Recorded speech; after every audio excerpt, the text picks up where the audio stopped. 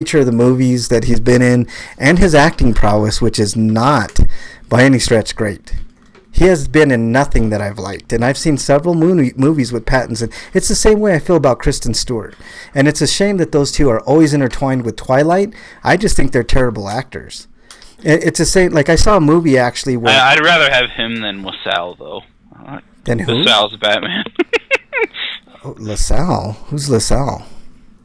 Just imagine the room with Batman's motif behind it. Yeah, I don't know. I was talking. Breakman, are you there? Yeah, I'm here. Are you team Pattinson for Batman? Break. Sure, why not? Fuck that, man. Sparkly Batman. I was joking. I was joking with. We're on the air, by the way, guys. We haven't started the show, obviously, but show's RPGrinders. If you haven't heard the show before, you're just joining the show. We haven't started yet, but you know what, Breakman, in thinking about it, like I made a joke, right, about Carrot Top. They could have chose Carrot Top, and I think that would have been a better choice than Robert Pattinson. I think Carrot Top would make a great character. I think he'd make a great The Joker. Bane. No, I think he'd make a great Bane. Like put a mask on him. Like Yeah. that guy is huge. He is. He's jacked. He's definitely. And when you said that, Break, I was like, man, that dude does have the physique for it for sure. Like I made a joke because Carrot Top. I mean, he's kind of throwaway, but he does have the physique, yeah, for sure. I don't think he has the acting. If my name was Carrot Top and I know people are making fun of me, I guess I'd get buffed like that too. So go ahead and I don't keep making think fun of me. And at this point, I don't think anybody makes fun of Carrot Top anymore. Break. if they know it's good for them, you could squeeze their heads like a grape. By the way, Carrot Top does his show. He has a residency in Vegas. I don't know if you knew that, but he does.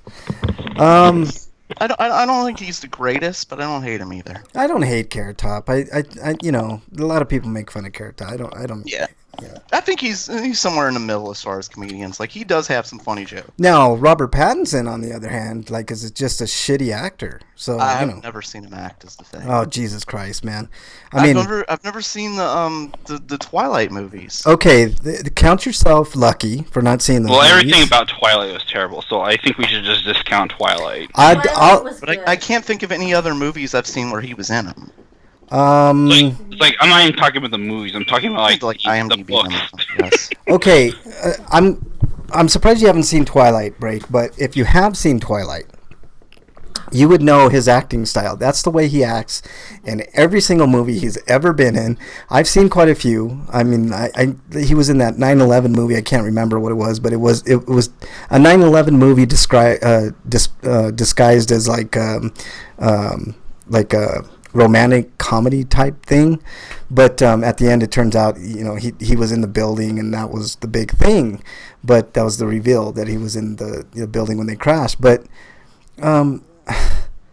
everything that I've ever seen him in has been awful.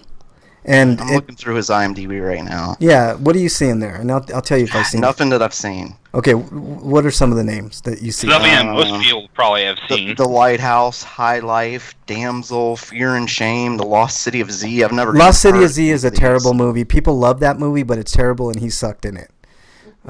Stars, Bellamy, Cosmopolis. Cosmopolis. I've never heard of any of these. Cosmopolis is an overrated art house piece of shit. And he like that was like the big movie of his that people point to and like, oh, he's such a great actor. And watching that movie tell me he's a great actor. Honestly, yeah, I've never seen him act. I've never seen any. I have not heard of most of them. In fact. He's terrible. He's Edward Cullen in every movie he's ever been in, and that is like, that's the gist right there. So I don't know, man. Him as Batman. That's what happens if you get typecasted, though. So yeah, I know. I you know what? You're right, Eric. Just wait till it comes out. But the other guy, I can't remember his name. His last name is Holt. But that guy would be infinitely better as Batman, in my opinion. But I hope it's not Pattinson. I mean, that would be... I mean, the fact that he's stigmatized with Twilight alone would mean people wouldn't turn out to see that movie. Batman... I wouldn't be surprised if he got stuck doing all those shitty movies because Twilight was so terrible. Probably. It can't be worse than Kilmer or Clooney. Clooney is a better... I'm going to say it now. Pattinson would go down as the worst Batman of all time. No. Yes. We've never seen him do it, No. but The worst Clooney's a Batman, very the worst low bar. Batman's Adam West, but because he's so bad, it's good. No, that's it. You can't count Adam West, man. Like, Yeah, that's completely different. I mean, basically, he emboldened Batman. Like, Yeah. the properties of Batman. Like, he would not kill. He would Yeah. go out of his way to save even his most hated enemies. yeah, You know, yeah. like he embodied Batman. Even Yeah. if it wasn't as gritty and it was campy. Yeah. Well, Batman didn't get gritty until the 80s, so...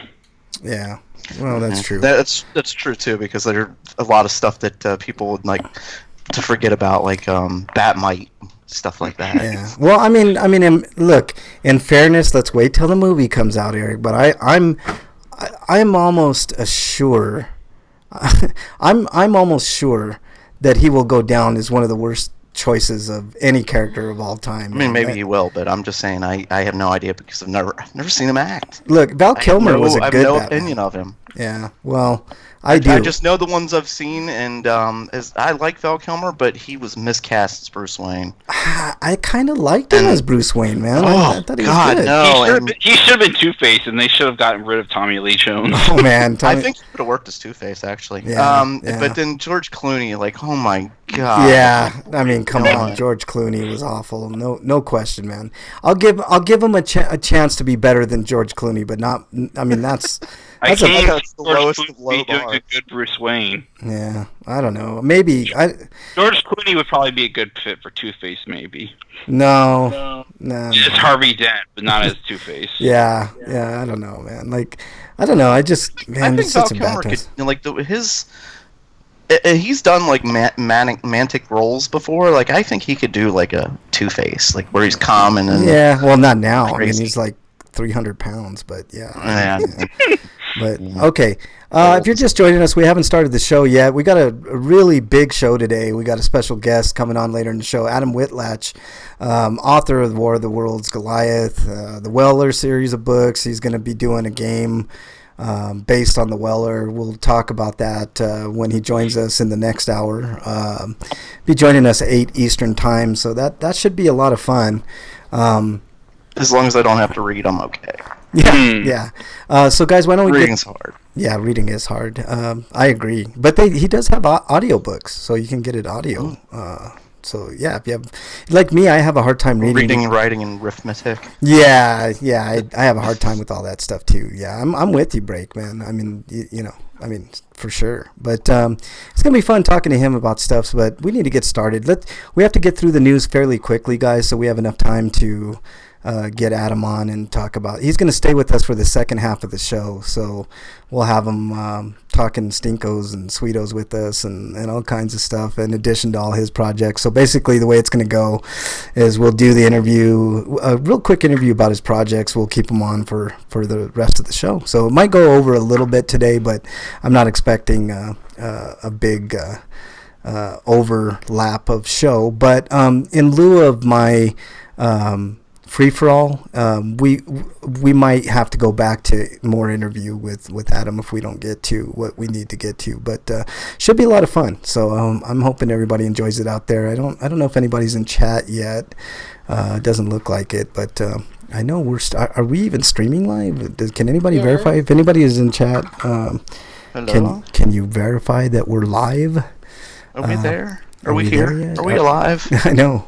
Okay, cool. Do we exist? Please verify. Yeah, I know. Okay, Bernie, who's also in the same room, has the ability to let us know if we're on, and we are. So we're good Did to somebody go. just kill a mouse? Yeah, that was Bernie. All right, stop. None of that today. You got to shut your mouth. Okay, I'll be quiet. All right. You guys ready to go? Sure. All right. And I'll probably repeat myself a little bit at the beginning of the show, guys, so bear with me here. Okay, here we go.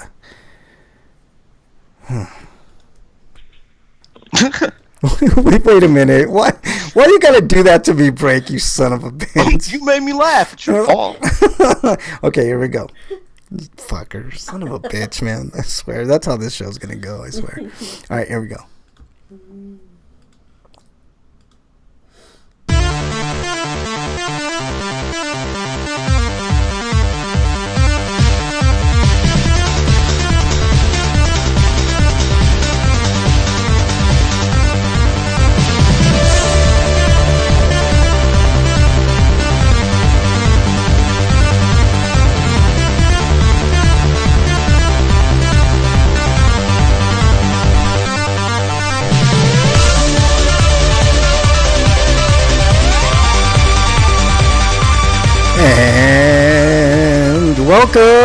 everybody, to episode 540 of RPGrinders. I'm your host, Frank Branches, alongside my trusty cohorts, Eric the Great, Breakman the Bold. Gentlemen, how are you?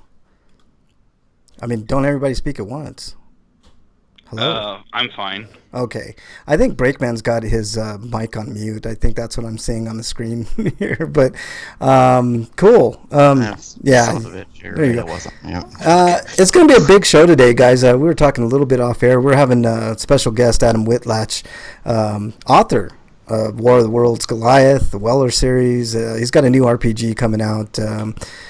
So we'll talk a little bit about that later on in the show after we get done with the news. But... Breakman, did you have a good week?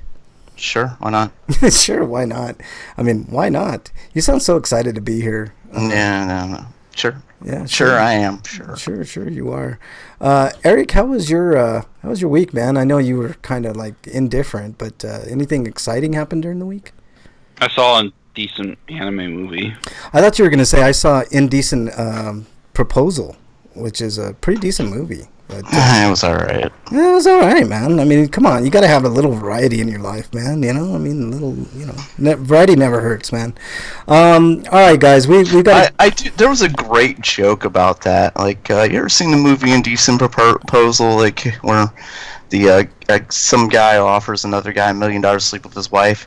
Fuck that! I'll do it for $50,000. Like, I'll give him a hand job and suck him off. I'll do whatever he wants. Like, fuck her. She can't have no line. I saw the very end of that movie, but that was it. Yeah, it's a good movie. It's a decent movie. It posed a lot of really good questions for a relationship. But I agree with you, Breakman. $50,000, man. I'm in. I'll do it for $50,000, man. I'm not gay, but for $50,000, like, that's a lot of money. Sure is. It's a hard job, but somebody's got to do it, right? Hard blowjob, probably. Right? All right, man. Let's get started with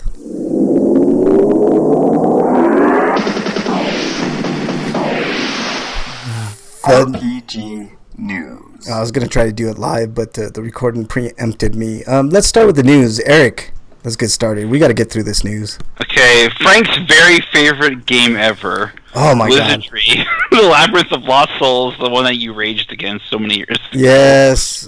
Launched for PC on May 29th. It's hitting the Humble Store as well as Steam. Yeah. And selling for $14.99. €14.99 and £12.99. Yeah. And there'll be a launch week of discount of 10% off. And I'm guessing that's the price without the discount. But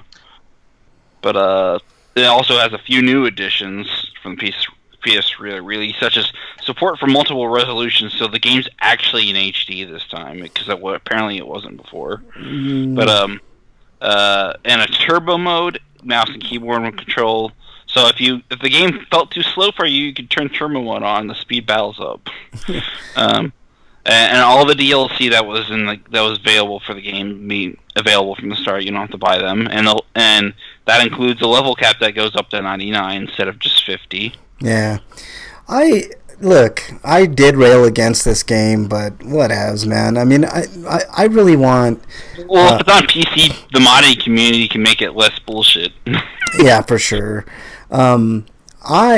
I want a Tales of the Forsaken Land remake. I mean, that game was so underrated. Like, I used to play the shit out of that PS2 game, and it was kind of an outlier in the Wizardry series, but it had a really good jazz soundtrack. I mean, that sounds strange, but it just fucking worked for that game, and the artwork was fantastic. I liked the story okay, and the music to me was really, really cool. But yeah, I don't know. I'm indifferent about this. I think it's okay, but yeah, like you said, Eric, the PC community can take care of business with this game and get it to where it really should be. So good on them for that. Anything else on that? Any thoughts on that? Not really. Yeah, you break? Nothing? You remember when they used to pack like PC demos and PC games in magazines, PC magazines? Yes, I do. PC Gamer? Yeah, like PC Gamer and that. Like, that was my first experience of Wizardry. Yeah. One of those magazines had a full copy of one of the early Wizardries, and I could never get it to fucking work. Was your computer too advanced at that point or something? Or not advanced enough, probably. I don't know what it was, but I could like I reconfigured video cards, got into just. I did so much fucking trying to adjust and get that to work, and I could never get it to work. So. That's the problem with PC all gaming. You need now is a DOS box, and you can probably run it no problem. Yeah. I mean, that's one of the things that really pushed me towards like wanting to prefer console gaming. Yeah, I agree. And not only did I start out with console gaming, it's just that I've never had a problem like putting a game in there and having to, get it to frickin' work. Other than the NES games, but that was a different story. Yeah, for sure. Apex Pro. Well, it's a lot easier today than it was in the 90s, so... Yeah.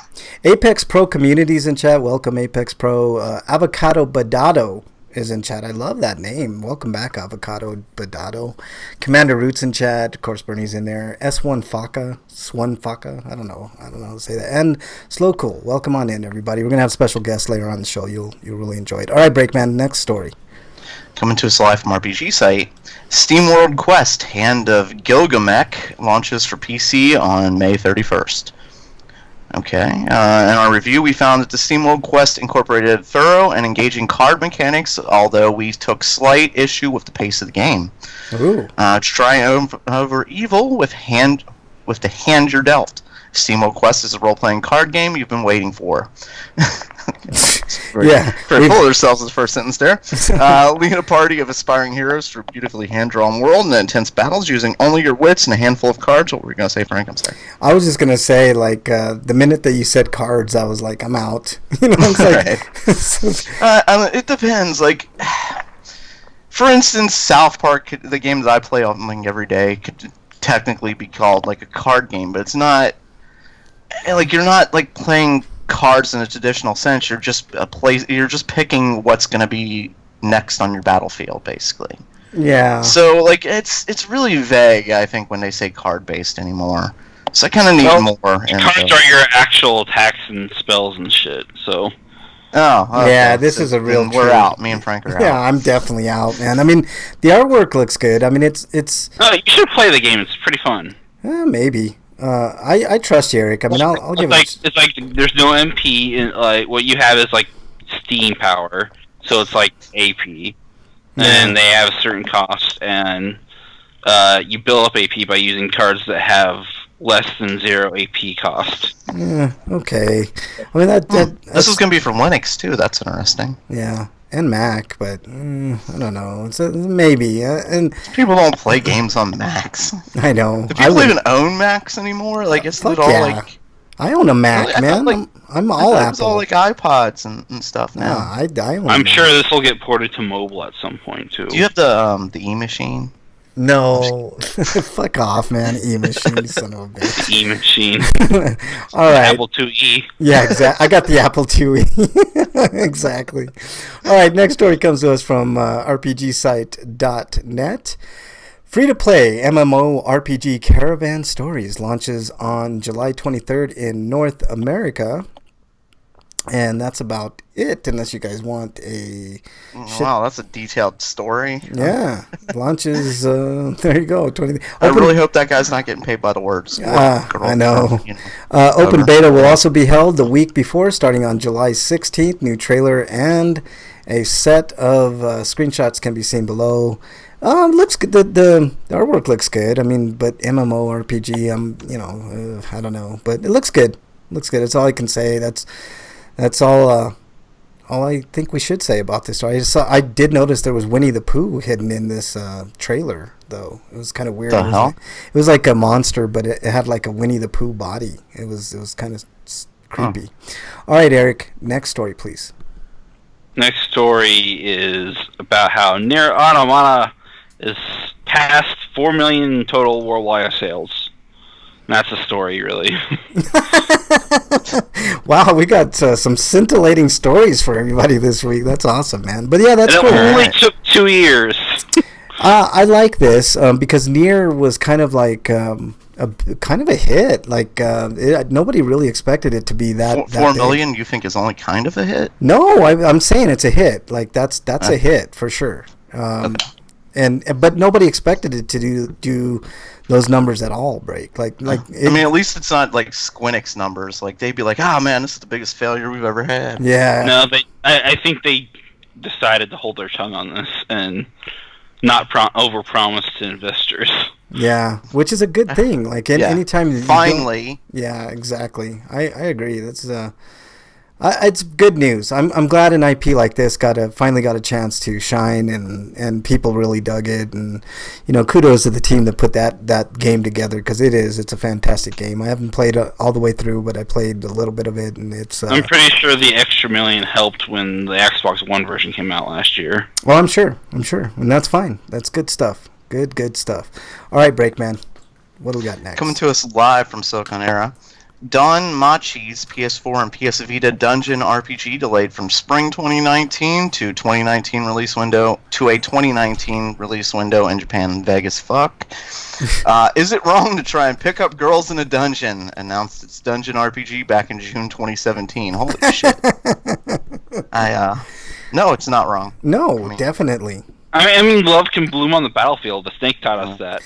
Well, according to Pat Benatar, love is a battlefield. So it's true. She's right about that. She's right. And I mean, where else are you going to do it? Like, you're going to do it at grocery stores? Like, I've heard people, like, they pick women up at grocery stores. That sounds creepy. She's out there, like, looking at cereal and shit. Hey, what's going on? What the fuck? Get away from me. Yeah, exactly. So the game, the information comes from the game's official website, which previously has its spring, blah, blah, blah. Why am I repeating myself? This guy must get paid by the word. Is it wrong to pick up girls in a dungeon? Infinite Combat releases in Japan in 2019, which was, what the fuck? Basically, they just repeated themselves through this whole article. Yeah, I mean, they did get paid by the word. They stretched their, that is amazing how they stretched that out into 4 paragraphs. Yeah, I like the name of that, though. Is it wrong to pick up girls in a dungeon? That's I know that's a show you can watch on Crunchyroll. Is it good? Have you seen it, Eric? I've heard good things. Did they pick up the girls? It's technically on High Dive, and if you want to watch it, the Japanese version, you can watch it on Crunchyroll. But if you want to watch the English dub, you can watch it on High Dive or Verve. I mean, it makes sense. Like, you want to date girls with common interest, right? If she's interested in killing people like you, I mean, there you go. You got a common interest. Or you mean monsters, because there's a dungeon. Sorry. Killing monsters. You're probably fighting monsters more than you are people. No. I mean, I want them to fight people, too, because, I'm sadistic like that. Yeah, like people like Nazis. Yeah, exactly. People deserve it more than monsters. Nazis are probably in dungeons anyway because they're looking for relics. I agree with you. Have you looked around the world lately? People deserve it more than monsters. You're absolutely correct, Breakman. People are monsters. Yeah, that's true too. I mean, nothing you guys have said in the past 2 minutes has been untrue, which is a record for both of you, I think. So, Sorry, something in my throat. No, I just like if it's old, that'd be true. Yeah, I just like the name. I think that's cool. Is it wrong to try to pick up girls in a dungeon? That's I think we all agree. No, it's not. No, I don't think it's wrong anywhere. But I mean, funerals. I mean, go for it. Wow. Weddings, including. I heard there was a parody of Wedding Crashers. I heard called Funeral Crashers.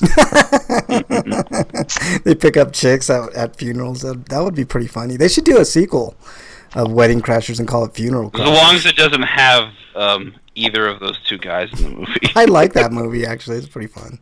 All right. Who's next? Me? I think it's me. Next story comes... So what was it? Owen Wilson and then the other Wilson? No, it's Vince Vaughn. What's his name? Vince Vaughn. Guy who plays himself in about every single movie. Yeah, Vince Vaughn. Next story comes to us from... Can he act, or does he just play himself? I mean, I really haven't seen him play a character other than himself? Norman Bates. That was terrible. Oh, God. No, that's a good point. He did do that, and that was just basically a shot-for-shot remake. Yeah, and it was terrible. It was a terrible... that whole movie is an abomination. But anyways, Speaking of abominations, Silicon Era. But Ian Hish did show her butthole in it. That's true. All right, coming to us live from Siliconera, P-Cube is handling the Dusk Diver Nintendo Switch and PlayStation 4 release. Earlier in May 2019, we learned that Dusk Diver would be leaping onto the Nintendo Switch and PlayStation 4.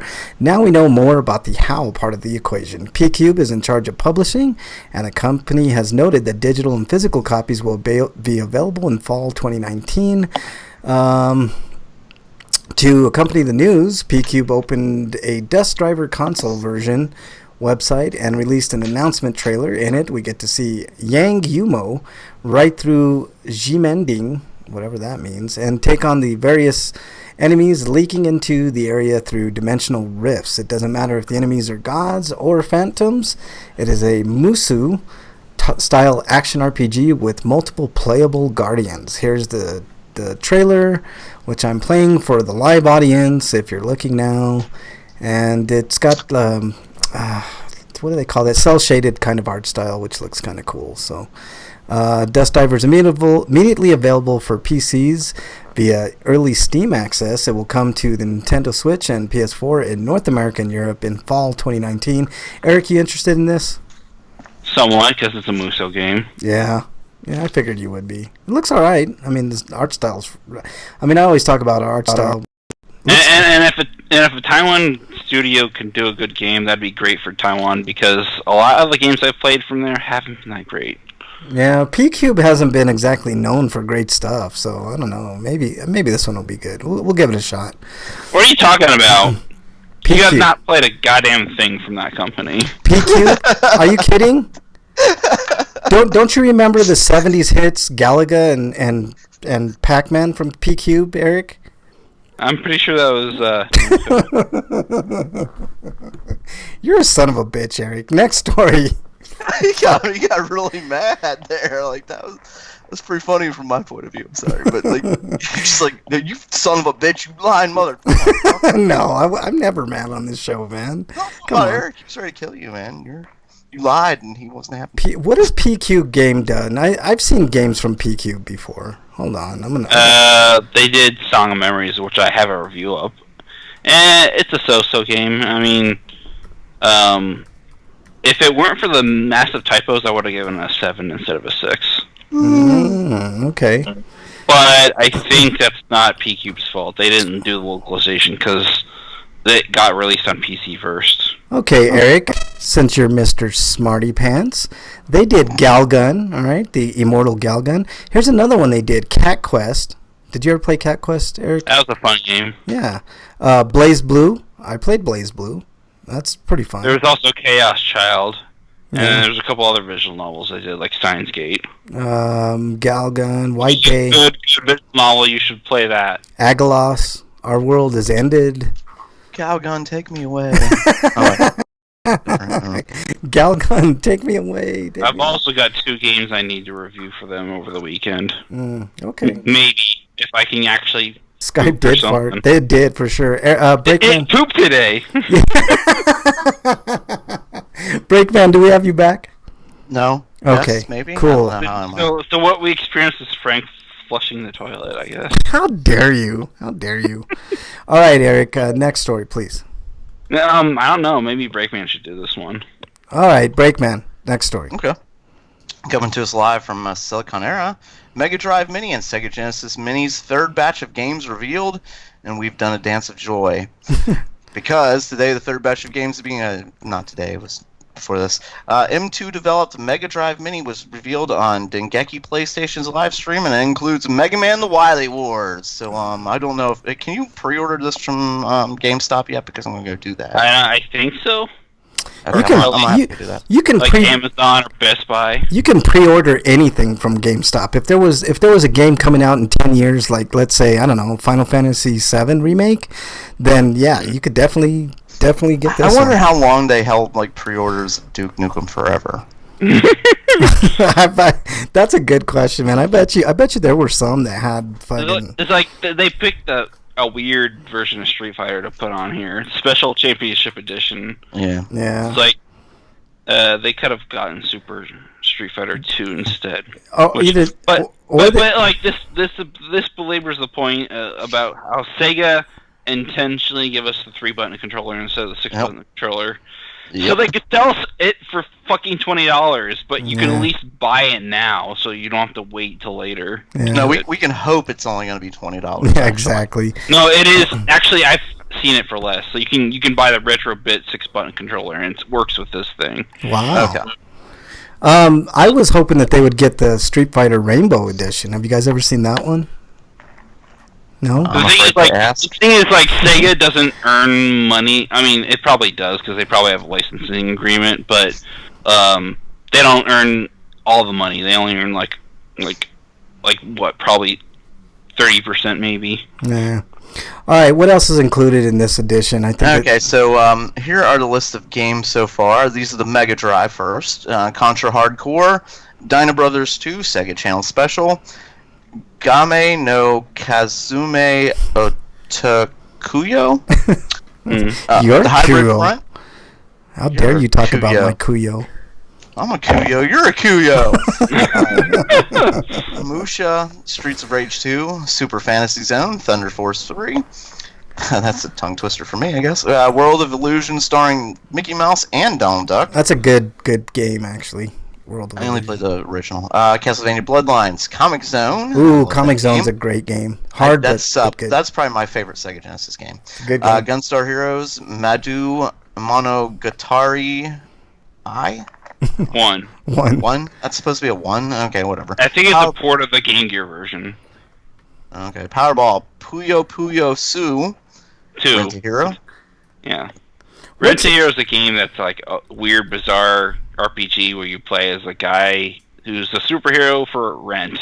Yeah, Powerball is a fun game. Like it you basically you have to go from one place to another with a bunch of like numbered balls, and then you place them in a hopper at the end, and then like at the end they pull like 6 balls out, and if you have the matching numbers. I'm pretty sure that's not what this Powerball. Oh, okay. I'm sorry. I was thinking of a different Powerball. Sorry. Oh, I think I played that Powerball too. Let me see, where was I? Shining Force, Sonic the Hedgehog 2, and Space Harrier 2. Yeah. This is what we have for the Sega Genesis as previously listed. Or actually, I'm sorry, this is... I'll read the previous ones first. No, for the Genesis Mini, what was originally announced was Castlevania Illusion starring Mickey Mouse. That's the one I played. Contra Hardcore, Earthworm Jim, fantastic game. Landstalker, Shinobi 3, Return of the Ninja, Sonic the Hedgehog 2, Streets of Rage 2, Super Fantasy Zone, Thunder Force 3, World of Illusion starring Mickey Mouse and Donald Duck, Altered Beast, Castlevania Bloodlines, Comic Zone, Dr. Robotnik's Mean Bean Machine, Echo the Dolphin, Gunstar Heroes, Shining Force, Sonic the Hedgehog, Space Harrier 2, Toe Jam, and Earl.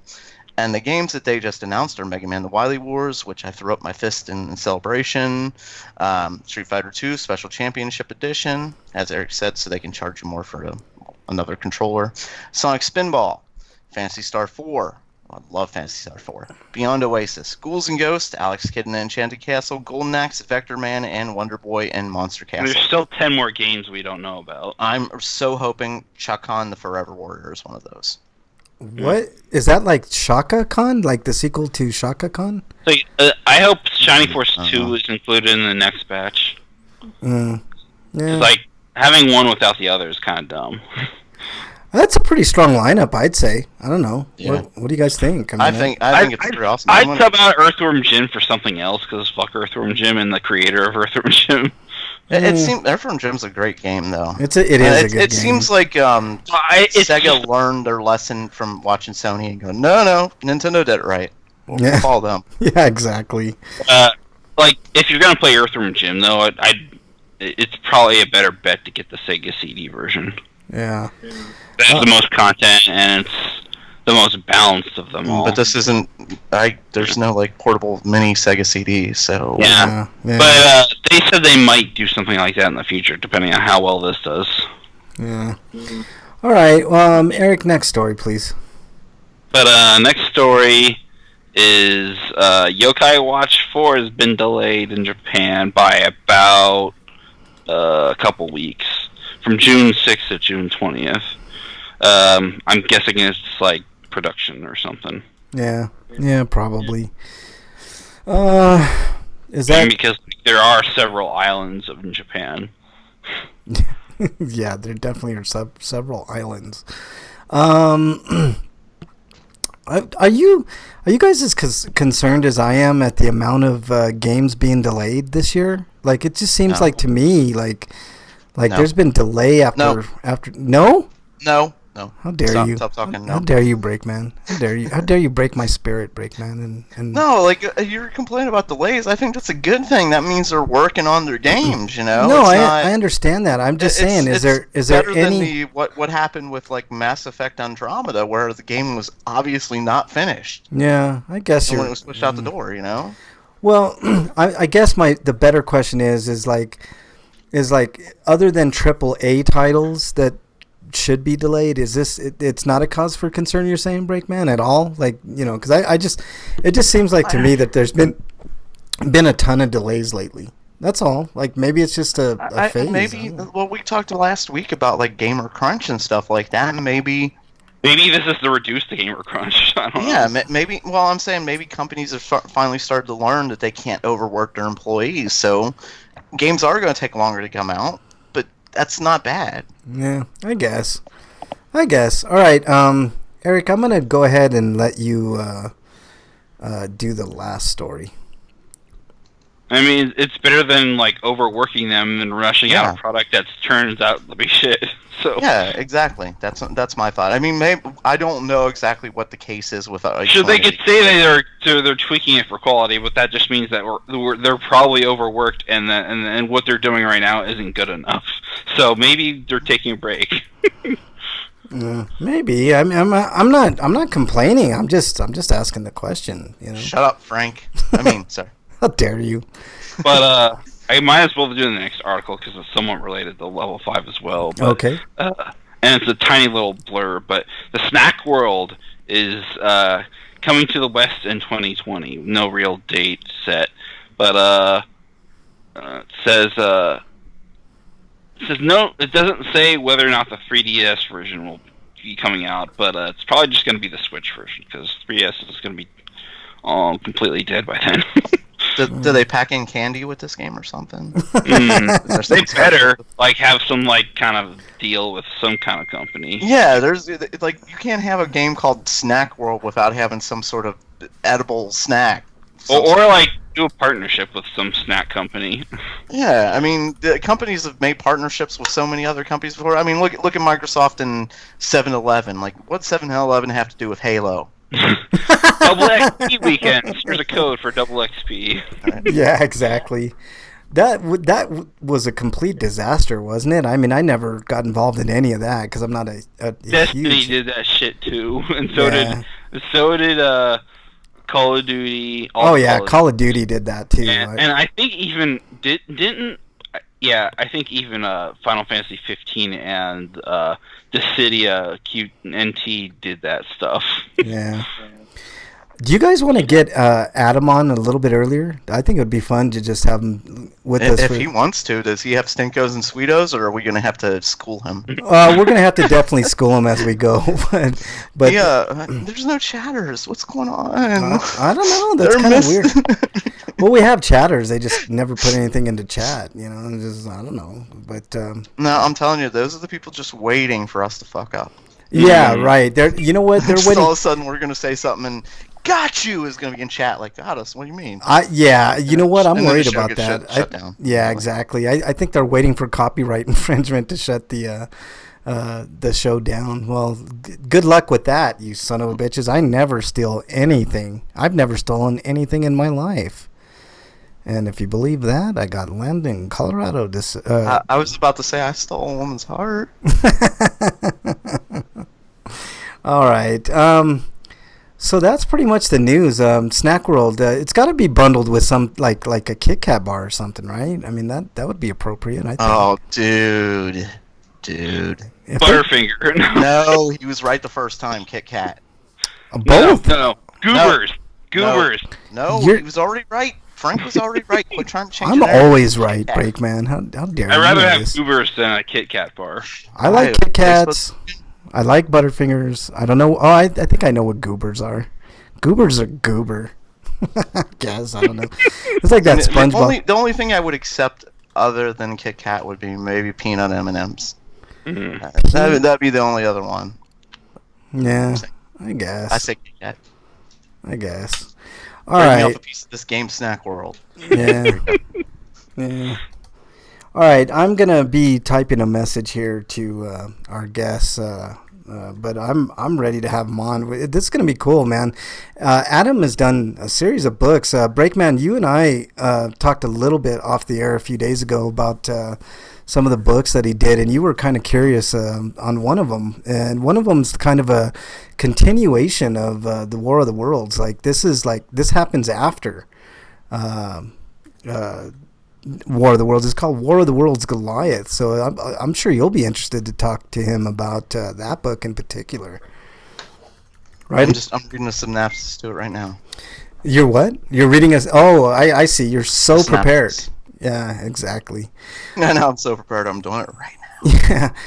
But I thought it was interesting. I got on the screen his website now. He's done quite a few books, but the one that I'm going to be, us in particular are going to be more wanting to talk about is the Weller, because that's what he's going to base his new. I'm pretty sure that's what he's going to base his new video game on. He's using the RPG Maker engine, so that's an engine that a lot. Is this about the cousin of the Watcher? No. The Witcher. The Witcher's cousin. No, the Watcher's second brother and the Witcher's cousin. Right, exactly, Breakman. I think you hit it on the head. I think that's another. The Watcher, the Witcher, and the Caller. Is that like the Witch in the Wardrobe type thing or whatever that series is? But I don't know. It'll be interesting to talk about. I don't know how someone goes from writing books to games necessarily, because it seems like that's not kind of the natural path of things. Like I can see like books to comic books, that makes a little more sense if you want to add context to your books, or if you want to do offshoot stories and stuff like that. But games seems kind of a weird platform to go from book to games. But hey, I give him props for even trying it, but apparently there was even a demo of the game already. So I wonder, we have to wait till we get Adam on, but I'm wondering how far along in the process they are to getting that game out, because the screenshots that I saw, and I can't find the screenshots for y'all right now, but it looked good. It looked like a Final Fantasy VI type setting, but in his Weller world. So it'll be interesting to talk to Adam about that. But he'll be on in just a few minutes. We're just waiting to get him on. I'm just waiting for the word to get Adam on. But basically, what I gather from the Weller guys. Do I still have you guys on the line? I don't know if I have you guys. Yep. Yeah. Okay. We're listening. We're letting you talk, Frank. I guess that is. It's kind of weird because I'm usually interrupted every 2 minutes by you guys. It's true. No, but the Weller, from what I gather, is kind of like a post-apocalyptic kind of deal. Like, if you can imagine, like, what's that, Mad Maxian type book series. So.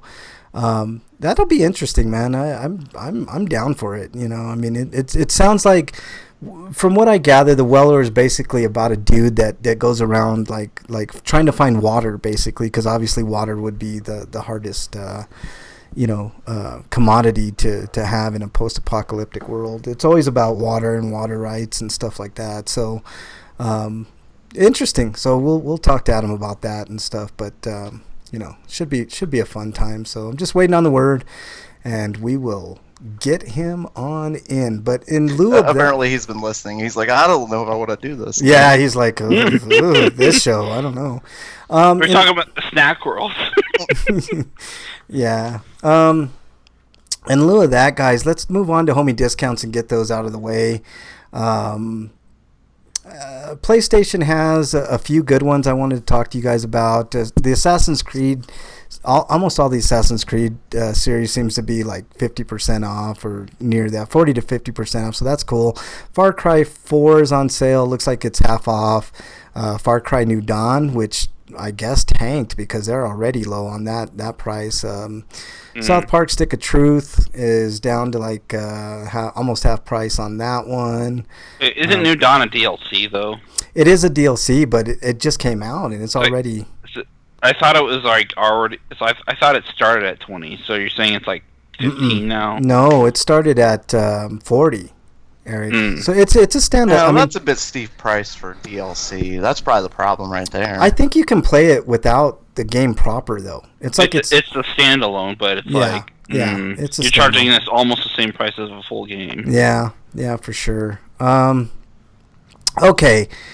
Let's get Adam on here. Let me do this and let's do this. Add Adam. All right, it's calling now. Adam, do we have you? Hey, how's it going, guys? Hey, Adam Whitlatch. I hope I said your name right, Adam. I you didn't did. Know. All right. Surprisingly, yes, you did. I got it the first time. A lot of people have problems with that. Yeah, I was debating like, how do I say this? Is it Whitlatch? Is it Whitlock? Is it Matlock? Is it? But we were just kind of discussing your books before you came on, man. A lot of interesting stuff there. By the way, you're on with me, Frank. You're on with Eric the Great and Breakman the Bold, just to let you know. And of course, old Frank comes up with Matlock. Yeah. Oh, yeah. Of course, man. I mean, if it's not Matlock, what else is there? Perry Mason. Perry Mason. Oh shit, man! I totally Perry forgot. Mason. Yeah, that's old school. Yeah. Totally forgot about Perry Mason, but we were just right. You just don't want to pretend to be that old. I'm not falling for it. Well, I mean, Howdy Doody era, stuff like that. I mean, there's all kinds of stuff. But anyways, we were just talking about your books, Adam. War of the Worlds Goliath. This is the one Breakman's most interested in because it basically takes place after the War of the Worlds. That one in there, you got Vengeance. I'm looking straight off of your website here, so just correct me if I'm wrong on anything. Vengeance for My Valentine, a vampire book, and the one that I think we're going to be most interested in talking about here on the show, Adam, is the Weller.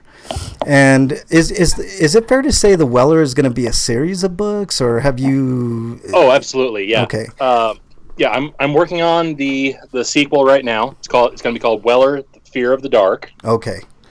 All right. Now, for those uninitiated, what is the Weller? The Weller is Jim Cobb of Survival Weekly said it best. Weller is kind of a throwback to those classic 70s and 80s post-apocalyptic movies where you got crazy dudes in muscle cars screaming across the wasteland, shooting at each other with ridiculous homemade weapons. Fair to say Mad Maxian? Very, very Mad Maxian. A little bit of Tank Girl thrown in there. Okay, all right. I'm down with that. I did read there was some maybe not supernatural elements, but like monster elements to it as well. Oh yeah, well, come on, it's a post-apocalyptic wasteland. You've got to have mutants in there. Right, of course, yeah, no problem. Now, the Weller I was interested in talking about because apparently you're creating a game based on the Weller. Yeah, and tell you the truth, I don't even know when the idea really came to me. But I'm creating an RPG based on the first book, and I'm using RPG Maker MV. Yes. Yeah. See, that's interesting. A lot of people use RPG Maker because it's ease of use and stuff like that. I'm sure there's a lot of kinks and stuff, but you already have a demo out for it, right? Yeah. I don't have it available online anywhere. I really should. I need to get it uploaded to my Patreon probably. Yeah. But I kind of threw one together real quick for Demicon at the beginning of the month, and I'd just been playing around with enemies and character designs, and I got the idea in my head, well, hell, why don't I put together a demo that I can have people play at the table and give me feedback? And it was actually quicker for me to just basically create Demicon in the game and make a special Demicon themed demo to just a little extra treat for people than to try and actually do scenes from the book. Right. So I went ahead and just did it that way, and everybody loved the Demicon scenes so much. I actually put the hotel in there. My friends in the Brass Gears Adventure Society, I gave them a party room in the game. There's this little oasis you can come across, and they're these yahoos out in the desert drinking all day, pretending they're on an airship. I heard about Demicon, man, like open bar and all kinds of stuff there, man. So it's my favorite convention by far.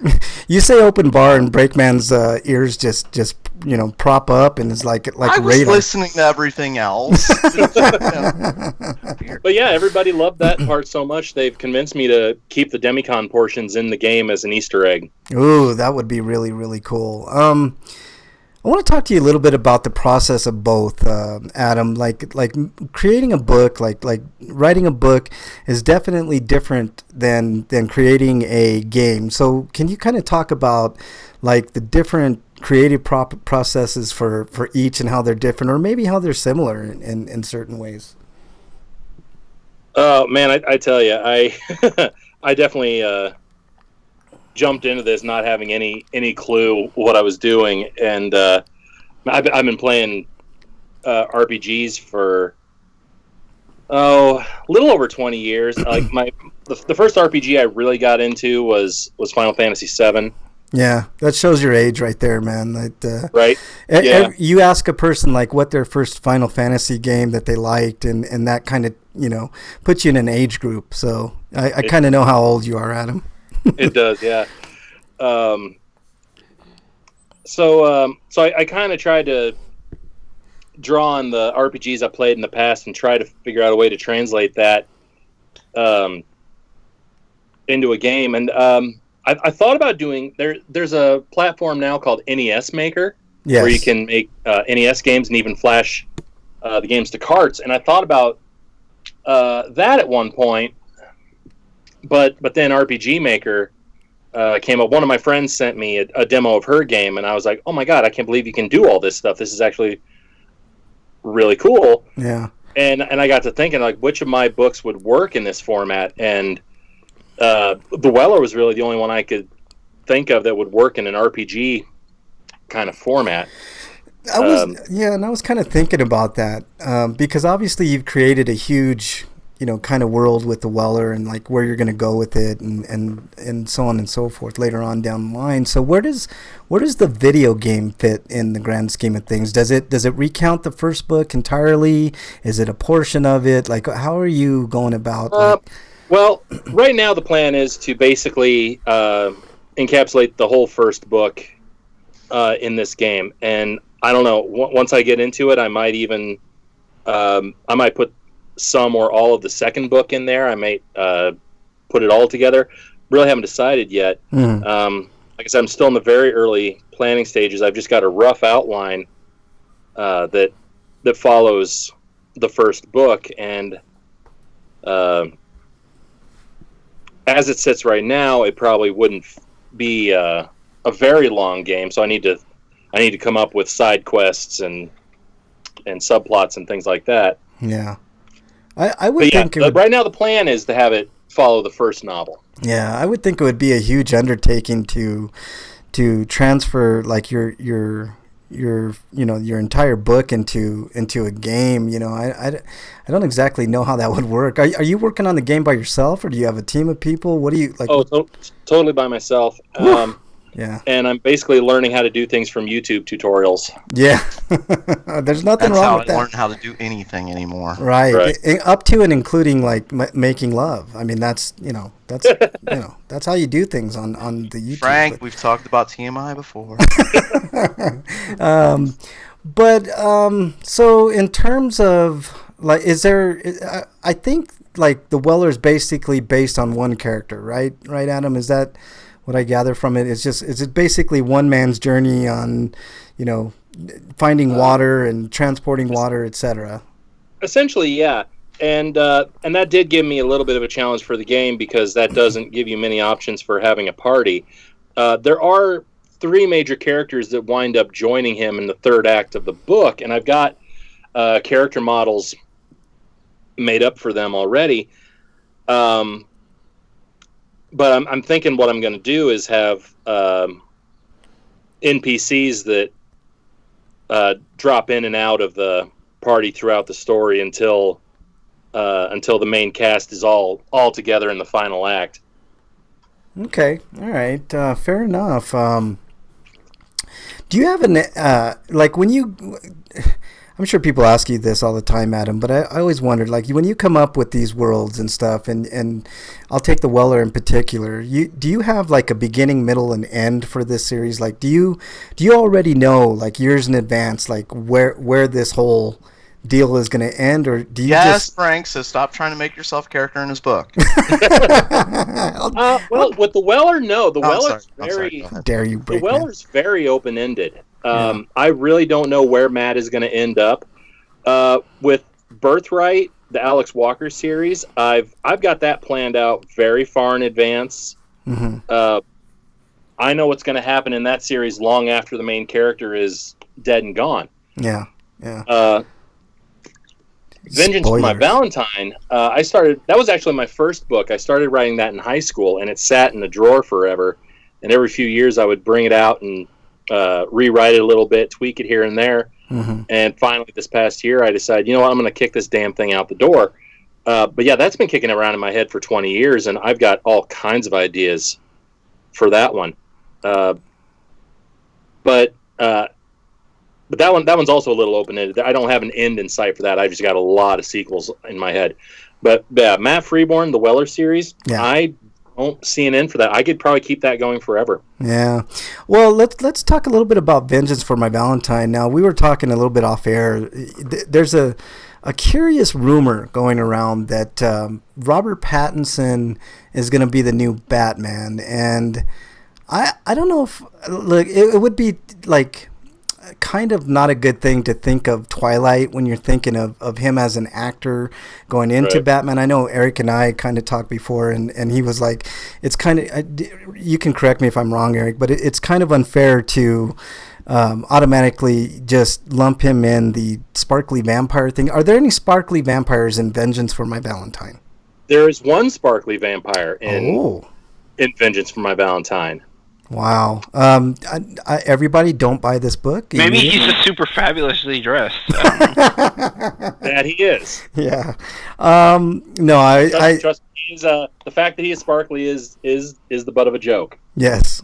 I definitely figured that because nobody likes... I think Alucard from Castlevania glows a little. Yeah, maybe you can consider that sparkly. Yeah, okay. But I was going to recommend that nobody buy that book if there were any sparkly vampires. But I'm glad you cleared that up for us, Adam.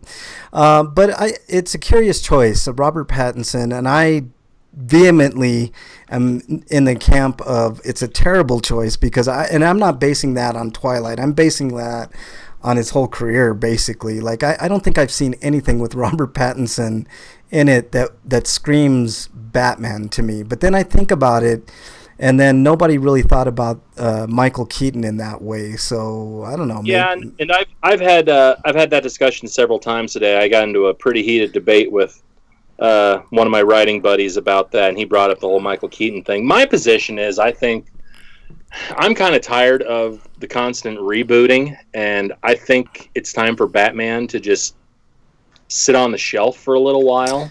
Ooh, I'm on a Batman TV show, damn it. Yeah, that's like they've been beating around the bush in Batman forever. We got Gotham, and now there's a Batwoman TV show. Batwoman, and there's that Titans show they've got too. Yeah, exactly. I want a freaking Batman show, for God's sakes. No Batman show.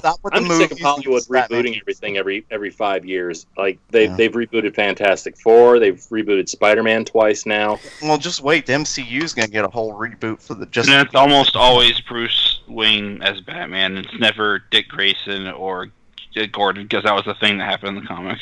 Yeah, I understand. I hear where you guys are... Or even like doing Azrael series or something. But if they're going to make a new Batman movie, I really wish they would steer away from Bruce Wayne, and I'm ready for a Batman Beyond movie. Yeah, why not? Ooh, that'd be good. Why not? I mean, let's do something different. But Batman Beyond, very underrated show. I guarantee though, if Pattinson is the choice and he bombs as the character, you won't see a Batman movie for a little while. Because, man, that's... I don't know. I've never seen him act, but he can't be worse than George Clooney. Like, there's no he's possible worse. way. He's worse. Like, He's that's way, the lowest bar ever set. No, he's worse. He's going to be, in my opinion... And George Clooney set the bar as low as he possibly could. Oh, you wait, buddy. You haven't seen anything. The problem with George Clooney and Val Kilmer... Yeah, I was arguing. I had this argument with him before the show. Yeah. Val Kilmer was an okay Batman. He was a horrible Bruce Wayne. And then you got George Clooney, who was a horrible Batman, but an okay Bruce Wayne. Yeah. I don't even think he was that okay of a Bruce Wayne. I think George Clooney was just bad in every way. But that's kind of what I was trying to argue before, is that he was a terrible Bruce Wayne.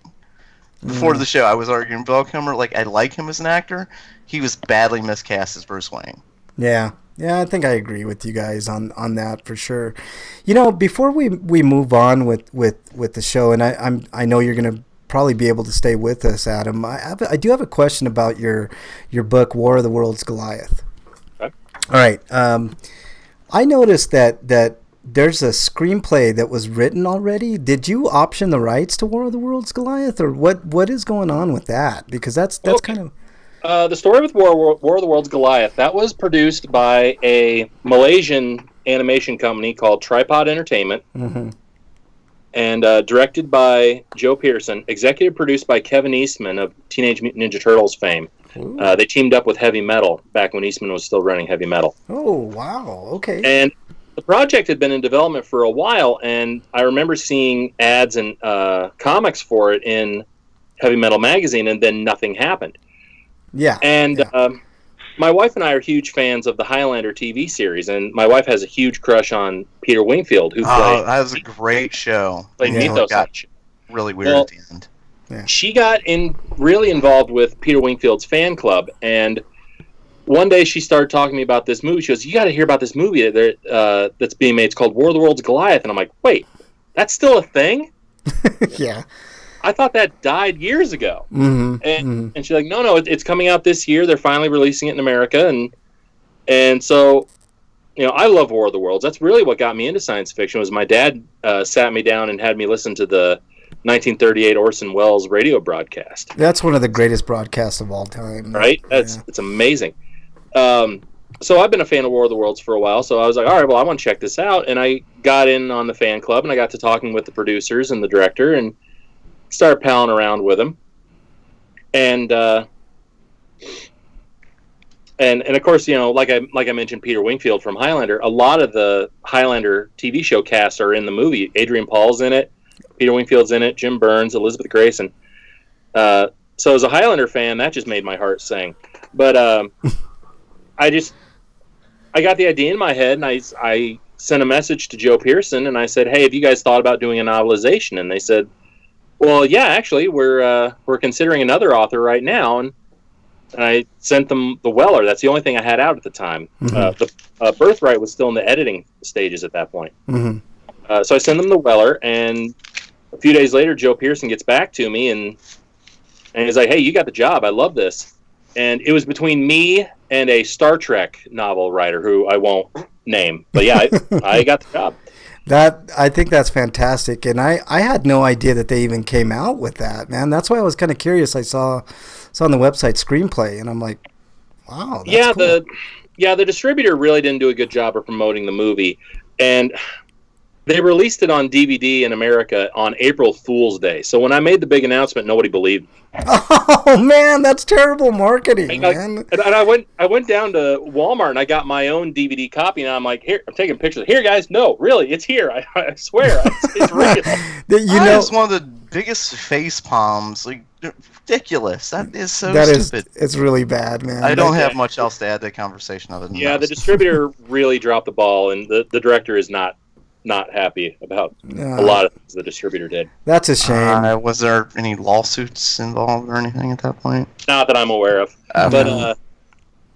But yeah, I got to put in all the deleted scenes. I got to put the original opening in. Ooh. That was too costly for them to animate. The original scene had 1,000 Russian Cossacks on horseback charging Martian tripods, and they're like, "Yeah, we can't animate 1,000 men and 1,000 horses. There's no way." Wow, that almost sounds like the last Game of Thrones or the Battle of Winterfell when the Dothraki went into the, you just see them all with the flaming swords going into battle, and you just see them put out and stuff. I just got an image of that right now as you said that. I could see where that would be a problem animated wise. It'd be pretty much. Man, production values on that had to have been pretty big already to not be able to afford things like that. But what were your impressions of the movie? Good movie? Oh God, I love the movie. Yeah. And I'll say this: if you have the capability to watch it in 3D, Ooh. absolutely do it. Like the Blu-ray comes with both the 2D and 3D versions. It is astounding in 3D. You get so much more detail in the 3D version. I'm gonna have to check that out, man, because I haven't seen that. I didn't even know they came out with it. Like you said, the marketing wasn't the best for it, but good stuff. No, the marketing's terrible. Me and a few other people have been spreading the word at conventions. Yeah. Well, I'm gonna. How long ago was this movie released? It was released in 2012 in Malaysia, and then it was released in April of 2014 here in the States. Wow. It took a whole 2 more years to get to the United States. So to find a distributor, yeah. It kind of makes sense, Breakman, because if you think of in video game terms, like games usually, like especially in RPG world, like they come out in Japan like a year or two, and then we have to wait for it here, to find if it at all comes out, if it gets localized and whatnot. There's a lot more that. To bringing out movies and games in different parts of the world than just, here it is. There's a lot involved, man. So, all right, we're definitely going to be talking more about your books as we go here, Adam. But can you stay for the rest of the show? And sure. All right, we'll kind of walk you through things. No, he's never coming back. I know. Yeah, exactly. Adam will never be back. All right, we have a segment, Adam. This is Breakman's segment, but I always introduce as of like a couple weeks ago, introduced this segment like this.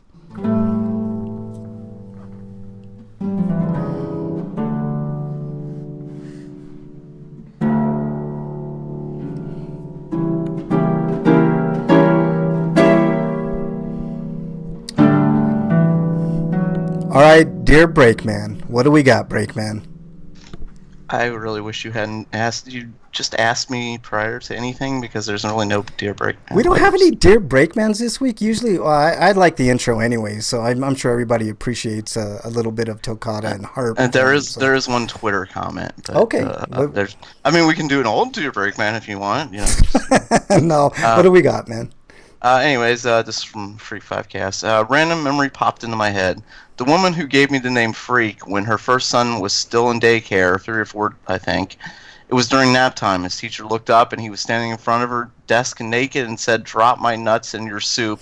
Blue. I understood that reference. Yeah, leave it up to Freak 5. He's wow.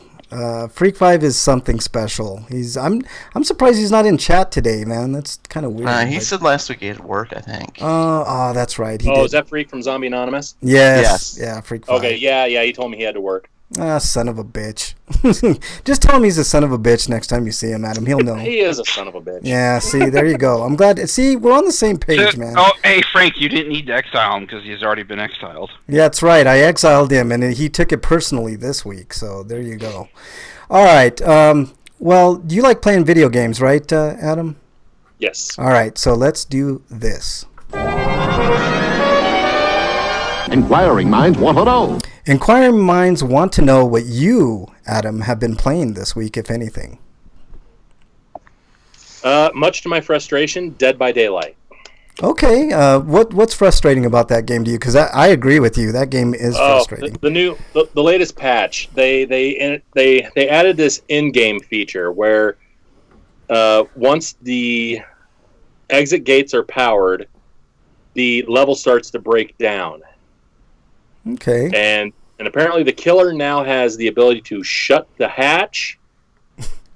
And I think they also have some limited control over the gates as well. Okay, so basically it's making it harder for the victims in the game. Yeah, it's making it even harder for the victims, which the last few killers that they've been putting out have been really OP, and they really didn't need the help. Yeah. So this is designed by the GOP then? Dead by Daylight is an interesting game. It's a multiplayer horror game, and I love games that are horror related. Like sometimes on Fridays I'll get on with Freak 5 and I'll either watch or participate in Friday the 13th. But Dead by Daylight's a little bit different. Its maps are more, I guess, condensed, and it's more of an intense kind of feeling when you play that game as opposed to, Friday the 13th, which can also be intense at times. But it just seems to me like Dead by Daylight seems to capture more of the like high tension of some of the early horror movies. So yeah, that's interesting. Anything else you've been playing, Adam? Not really lately. I've been doing a lot of convention stuff, so I really haven't had much time. I've been neglecting Neverwinter. I really need to get back into playing that. My friend Ash and I play that a lot. Yeah. But I'm probably going to be playing some Diablo 3 here because it's either today or tomorrow the new season starts on consoles. Yeah, Diablo 3 is a great game. I need to get it. Yeah, you really should. I've been neglectful. It's true. Yeah, you're a horrible gamer, Breakman. I know. I'm ashamed. But yeah, Diablo 3 is a great game. Yeah, those are some solid choices there, Adam. You fit right in, my man. All right, Awesome. Breakman, what have you been playing? Well, mostly just the Borderlands pre-sequel. All right, still working on that. I did have kind of an interesting occurrence last night as I was playing the game. I think I'm pretty close to the end of the game, and I was fighting this one boss, this jet boss. I beat him the first time, and if you know Borderlands, you get tons of loot and stuff. Yeah, it's a loot shooter. So I picked up all this loot, and I realized my bags were about full, so I decided, well, maybe I should head back to town and see if I can grind some of the stuff and make better loot with it. Mm-hmm. Yeah. So, yeah, hello? Yeah, hello? No, go ahead. Sorry. So, I leave and come, and I'm like, okay, go do whatever I was gonna do, and I come back, and I realized that there was a point after I beat the boss, I was supposed to move into the next area, and because I didn't do that, I had to fight the boss again, and he kicked my ass a couple times before I was able to fucking beat him again. So did you lose all your loot, man? No, you don't lose your loot, thank God. Okay. But I had to fight the boss again and get past him, and like just he kept kicking my ass too. And it's like, what the fuck? I beat him the first time. What the fuck? Yeah. Well, you're not a pro, so you gotta. I mean, if it was me, Breakman, I would have just breezed right through it and like no problem at all. But you obviously you don't have the skills that I do. What is going on here? Who said that? I'm the worst gamer ever, man. I would have died 5 times before I would have been able to even do anything. But so anything else you've been playing, Break? South Park and the Final Fantasy game on the phone. Yeah. Yeah, those are always fun. All right, Eric. I'm just peeved that I had to beat a boss twice. Yeah, I know. But hey, you did big things, man. Did you get a trophy for it at least, or an achievement? No, there's no achievement for causing my own despair. Like there should be, man. What kind they of should achievement do I get? The dumbass achievement? Like, here, good job, moron. Here's a booby prize. Well, I mean, if there was that achievement or trophy in any game, I would get that times 5 Break. So don't feel bad, man. All right, Eric, what have you been playing? Just some more London Detective Mysteria, and I'm almost done with at least the first route of the game, and it'll go a lot more smoothly after that happens. Other than that, the only other thing I played is 428 Sibilia Scramble, and I could tell where its design was later used and refined in games like 999, because it's using the same kind of flowchart type of deal. But it's more complex because you have to jump between different characters at certain points. But it was pretty interesting and funny visual novel that uses live action stock photos to tell most of its story. All right, interesting. Anything else you've been playing, Eric? No, I was gonna get to Agalos, but I didn't have time today. All right, I played. Obviously, I play Marvel Puzzle Quest every day, but that's neither here nor there. I played a little bit of Iconoclast. I got that free on the PlayStation Plus a while ago, and it's actually a really good game. I'm really surprised. So I think I'm about a quarter of the way done with that game at least. So that was interesting. I did get a little further in Last of Us. Last of Us, of course, being the post-apocalyptic zombie virus type game where you're just trying to survive. I need to get back into that. I got a few hours into that and got distracted. You can't go in there guns blazing on Last of Us. It's more of a stealth type game, and I like playing games guns blazing most times. That's the type of player that I am, but Last of Us is a different type of game, and you got to kind of sneak around and try to get around situations as opposed to taking the enemies head on. But it's an interesting, fun game. It's definitely beautifully rendered. It's I don't know. I'm really liking it a lot, and I think it's one of the best games of last generation for certain, and it's definitely a really good remaster. So I'm looking forward to playing more of that and beating it. But all right, let's move on. Reviews, Eric. I know you. I don't think anybody else has a review unless you do, break of a game or a movie or anything. So let's move on to RPGrinders reviews. All right, Eric, you have a review. Yeah, I've got a review of Saga of Tanya the Evil, which is an anime that's based on a book series in Japan, written by some guy named Carlos. Yeah, Carlos. I think it's Zed or something. I forget, but it's Carlos Zen. But I think that's just a handle. That's not a real name. But Kylo Ren? I also saw the movie of it. I'd say it's a season 1 review, but depending on how things go with the movie and anime sales, there might not be a season 2. And you might just have to buy the rest of the novels to read the rest of the story. But I'll give you a review of both of these things. But the basic premise of the show is that modern-day era guy in Japan who works in an office, he's got a higher up position, like he's got the ability to fire people, apparently. But fires one guy because they aren't pulling their weight in their workplace, but he's also a very strict stickler for rules, and he's kind of sociopathic and a jerk. But he takes it badly and decides to push him into the oncoming train, and by pushing him on the train tracks. So right before he dies, this mysterious entity that we don't really learn, but he ends up calling Being X, basically wants to punish him for not having faith in the existence of higher powers, and because he basically is a jerk, just wants to teach him a lesson by having him reincarnate as a little girl in a world that's not unlike ours, but also takes place in the 1920s during World War era.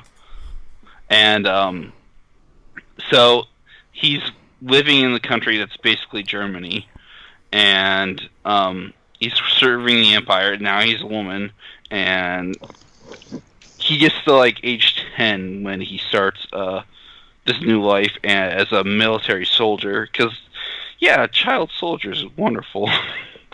But so she's trying to get a cushy life so that she doesn't have to get involved in the war, and so. But the problem is that she keeps doing so well that they just keep relying on her and giving him more and more difficult missions. And it's about the struggle between her trying to get even at this being, which I guess is like the god of fate, I guess. And because she doesn't really believe that they're a god, just that they're all powerful, but also kind of a smarmy piece of shit, because they are. So it's basically watching two villains outwit each other. All right, that's an interesting premise. So what are you giving Saga of Tanya, the Evil? I'm I say it's World War One era, but it's like World War One era if magic were real, and they basically use magic to augment the power of their rifle shells. That sounds like Wolfenstein. Yeah. Magic is real in World War II. Anyway, sorry, go on. World War One, not World War Two. Oh, you're right. My bad. Yeah. Sorry. Because there's no. It's like Sorry. even though this is the German Empire, there's no Nazism and eugenics experiments going on. Although she does look Aryan because she has blonde hair and blue eyes. I was gonna ask about that, man. That actually would actually be kind of cool. But anyways, continue on, Eric. What are you giving? The movie's about a conflict that they have with, which is obviously Russia. It's like they have the unified states instead of the United States. Always Russia, man. What is it? The fucking Russian bastards, man. They always Russia. Always causing problems, man. But I'm gonna give the show and the movie an equal score of 9. Wow, that good. So you're recommending? I watched the dub of the show, but I had to see the movie subtitled because they haven't done the dub of it yet, I guess. Right. But the dub's actually pretty decent. All right, that's excellent, man. 9 out of 10. So high recommend from Eric. And when Eric gives something a 9 out of 10, I mean it's a no-brainer. Go watch it. But cool deal, man. MXT is in chat. He says, "Go Power Rangers! You're exiled, you son of a bitch, MXT." And Wyland is in chat. He's just chilling. So welcome on in, guys. Appreciate you coming on in. We have Adam Whitlatch, who is an author, and he'll be coming out with a game. When's the game coming out for the Weller? Adam? That's a good question. I have no idea. You're not going to Final Fantasy VII remake us, are you, Adam? Like, keep telling us. I hope not. All right, man. Fair enough. So, as long as you don't like EA us, that's yeah. Nothing. And don't do microtransactions. They release your game like several months before it's ready to re-release. Yeah, and, yeah. No. And then charge a fortune for it. And yeah. Oh no. All right. We're going to move on to Highscapades, Adam. Now, this is the segment. We do this from now and again. I actually have a Highscapade this week. But basically, this is like maybe anything funny that happened during the week that you saw, maybe a video, a lulz, or something that happened during your particular week. But this is how I introduce this segment. Highscapade. Okay, I have a Highscapade this week, and kind of the origin of Highscapades. I never really kind of said this, but it originated from Bernie and I. Bernie's my girlfriend, Adam, so you have context there. But I partake. I live in Denver, Colorado. The first state in the union to legalize weed and all that. So you lucky bastard. Yeah, exactly. I mean, hey, call a spade a spade. I was definitely very, very lucky to happen to be here when they legalized. But always when we partook, like there would always be some funny conversation or something of that sort. So this week's Highscapade involved a show. I don't know if you've seen this show, but it's called Naked and Afraid. And the premise of the show is two naked people. I like that show a lot. Go on. All right, I'm going to discuss that in probably another week because I could go on and on about the premise of the show and all that. But I think the show's hilarious because just how stupid you have to be. Right. And the ones that go on there and say, like, I didn't think it was that hard watching it on TV, those are my favorites. Right. Okay. It's like, really? Are you watching a different show than I'm watching? So because this looks impossibly stupid to me. Right. See, let's go to a place where I don't have clothing, don't have shelter, don't have anything. I also don't have food. I don't have water. I don't have electricity. Oh, wait. Can I get some fast food? Oh, wait, no, I can't. Right, so basically you have no comforts of your own home. And I agree with you, Breakman. And like, they're eating bugs to sustain themselves and shit, and, like, picking up shit off the ground and eating that. Right. I don't know if they're actually eating shit, but, but yes. Well, no, I mean, like, they're picking up, like, things that are on the ground that are decayed like animals or decayed fruit and shit like that. I've seen them eat. It's like, that might as well be eating shit. Oh yeah, it's all nasty. So we got into like kind of a debate about the show because I was like, what is the incentive of being on the show, right? Because if you're on Survivor, there's a definite incentive.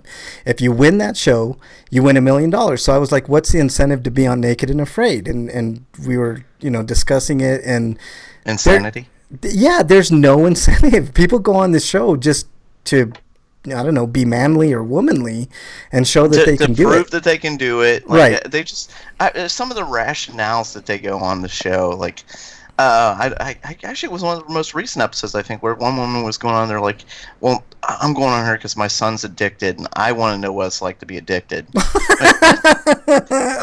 does that work? More power to you. Yeah, like what? How? Yeah. How did you connect those dots? Right. Sounds more like you know what it's like to be going through withdrawal. Yeah. Like she's like, and after she completed it, she's like, I understand like the mental hardships he's going through and stuff dear like that. And I'm Lord. like, okay, sure, Yeah. whatever you say, Okay. lady. Whatever floats That's your your boat. takeaway, sure. Yeah, exactly. Exactly. So anyways, that aside, I was like, we were talking about it, and Bernie was like, she made an observation about the show that I felt was appropriate for Highscapades, okay? And she made the observation that the men, almost exclusively, except for one show that she saw a woman, at the beginning of the show, they're normal. But towards the end of the show, their heads become bobbleheads. Like their heads become bigger and their bodies shrink, so they look like human bobbleheads. So I thought that was that was probably one of the funniest things, that one of the features of that show is to watch the guys go from human to bobblehead within 20 days. So naked and afraid bobbleheads is my Highscapade. Break, did you have one? I didn't see anything on the doc. No. All right. What about you, Adam? Anything? You don't have to necessarily have a Highscapade. We very rarely do that segment, but I thought it was interesting to point that out. I'm guessing that what I'm going to think is a stinko, though. A lot of you might, or everybody else might find to be. Okay, we'll get to that. All right, Adam. Anything on the Highscapade front? Oh, nothing really coming to mind. Okay, then let's move on to, you'll love this segment, Adam. This is what we call Stinko of the Week. Somebody that really pissed you off, somebody in the news, maybe. Oh, I got that. I got a whole bunch of those. All right. See, I figured this is everybody's favorite segment, and this is how we introduce this segment. What is it? Stinko of the Week. All right, Adam, your Stinko of the Week. Well, hold on. Before we get to his, I think he might have some of the ones that we have. Okay. So maybe we should go first. Well, Adam, you're being preempted by Breakman. So I'm not trying to be rude here. I'm thinking that the whole abortion thing is going to be one of your stinkos, and I'm sure that's already on our list. I figured that was a gimme, Oh, that's on Eric. Why don't we let Eric go first since you mentioned that, Breakman? Yeah. Speaking of that, my thinking was Missouri lawmakers doing this now, but it's a bill criminalizing abortion at about 8 weeks of pregnancy. Okay. Which is just over the minimum that most people need. Right. Here's the thing. Okay, Alabama is batshit crazy. Georgia's batshit crazy. Those are southern states. Missouri is batshit crazy now. Ohio is batshit crazy. So, what the fuck is going? We're being run by a little midget, like, and I'm using the derogatory term midget, I think. Because he's a little asshole wants to enforce his extreme religious beliefs on the rest of us. Yeah. Mike DeWine. This is a hasn't Ohio gotten a stay of execution for a while? Yeah, actually all these states really are, because it's being fought in the courts, so they can't technically enforce these laws yet. Well, here's the thing: they are doing this specifically for one person or one purpose and one purpose only. Yeah, and we all know what that is. They and want trying to force the Supreme Court to change Roe versus Wade. And what I ultimately hopes happens is that the Supreme Court does the right thing and doesn't even see these cases. Says fuck that. We've already decided this. Everything I've read as far as the Supreme Court goes is they want nothing to do with this. Like they don't want to be. The Supreme Court does not want to be considered the bad guys, basically. See, MXT is back in chat. Welcome. I think I said welcome back, MXT. But he says, we're talking about a heavy hitter in the abortion laws. And he says, Frank, I hear you murdered the grumpy cat. That's the type of son of a bitch. that was going to be another one of my stinkos, but I kind of forgot to add it. Yeah, well, I got news for you, MXT. Cats die, man, just like people die. But this cat died only after 7 years. Like, that was really young for a cat. That is really young, man. It's sad. But how long do cats usually last? Depending on the cat, 10 to 13 on their years. lifestyle. Yeah, like that, or like if you have an indoor cat that you keep healthy, they can live well into their 20s. He said, I suck the grumpy cat's life force to sustain my own. Frank is the cat leech. I'd say 15, 16 years is about average for a house cat. My wife's a vet tech, and we've got 5 cats. And we've got one, how old is Midnight now? She's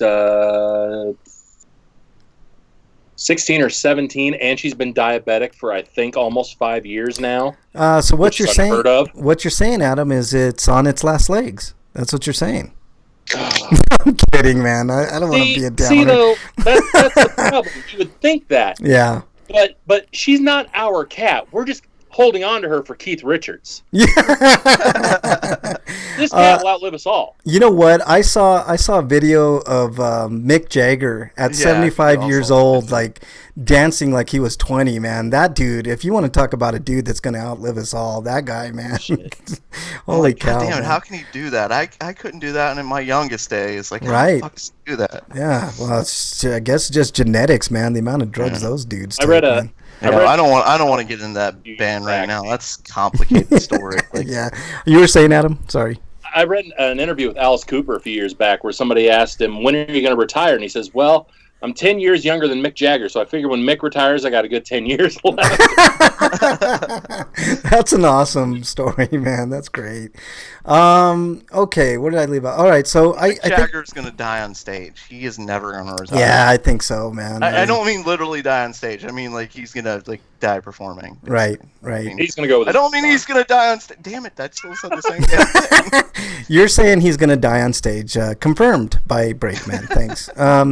Okay, so I think we're all in agreement that the anti-abortion... I want to kill the rapist other member of the Rolling Stones, not him. Shit. How dare you? The Stones are sacred, man. That's a sacred cow. Like, there's some complicated history. Like, the one of them was trying to marry a 13-year-old girl at one point. Oh, dear Lord. How dare you. Like, there's some dirtbag. One of them's a real dirtbag, but... Yeah. All right, I think we're all in agreement. Anti-abortion laws are pretty atrocious. I mean, women should be able to do what they want with their body, and a fetus does not constitute a person in my view. In 6 weeks, I mean, you can't even... An embryo, a fetus, those are not babies. I like... They're not developed yet. You were going through a development... I mean, they are going through a development process to the point where they can get to babies. Yeah. And the whole point of, like, an abortion is to... Or one of the points of abortion is to say that, you know what, I don't want that baby. I can't raise that baby. Right. Or whatever else, and to stop it. And then the idiots who want to argue, well, they can give it up for adoption. Well, why don't you go adopt some kids, because there are tons of kids out there. Adoption rates are low, and foster care parents are usually terrible people. Well, and not only that... There are a lot of kids right now that need to be adopted. And so don't fucking give me that argument. Not only that, there's an economic aspect to that, too. Like, there are good foster parents out there, Eric. And also, you'd probably go broke trying to have a kid because of the medical costs. Well, and how shitty healthcare is in this country. Absolutely. I was just about ready to raise that point, Eric. Healthcare in this country is ridiculous. It's definitely time for a Medicare for all type system. Every other damn country has it, so why not the United States? But another topic for another day.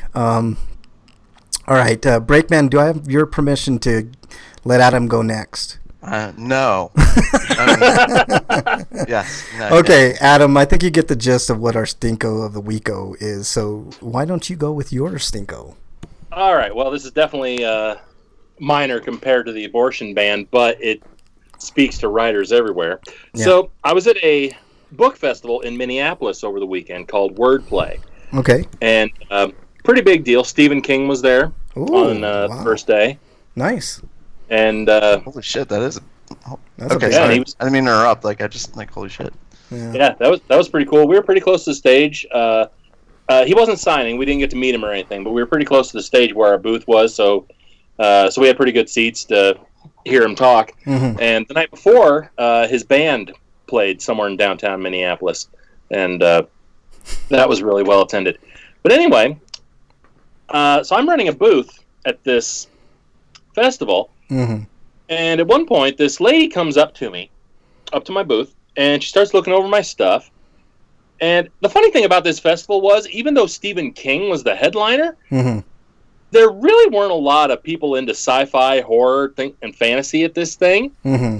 There was a lot of people turning up their nose at me, which really shocked me. Because it's like, really, guys? Right. Why would they? I mean, that's... Stephen fucking King, you know? Yeah, exactly. But, so anyway, but Stephen King, he transcends genre. Everybody loves him. Right, right. So this lady comes up to my booth and she starts looking at my books and, you know, turning up her nose at everything, especially Vengeance for My Valentine, which if you've been on my website, you've seen the cover. Right. The cover is basically I think it's a woman's hand with black fingernails holding a heart, right? I think that's... Yep. Yeah, okay. Yeah. And, it's funny. Men hate that cover. Men are always the ones like, oh, gross, but chicks dig it. Chicks I love like that it. cover. I thought that was kind of awesome, actually. Frank's a chick, confirmed. Yes, thank you. Thank you. I do have moobs, so that makes sense. So she's looking over everything, and she takes one of my bookmarks, which has got all my website info and everything on it, and she says, well, I'm going to take a bookmark for my students. See, I'm a creative writing professor here at, one of the local colleges. She rattled it off. I can't remember what it was. That important, yeah. Yeah.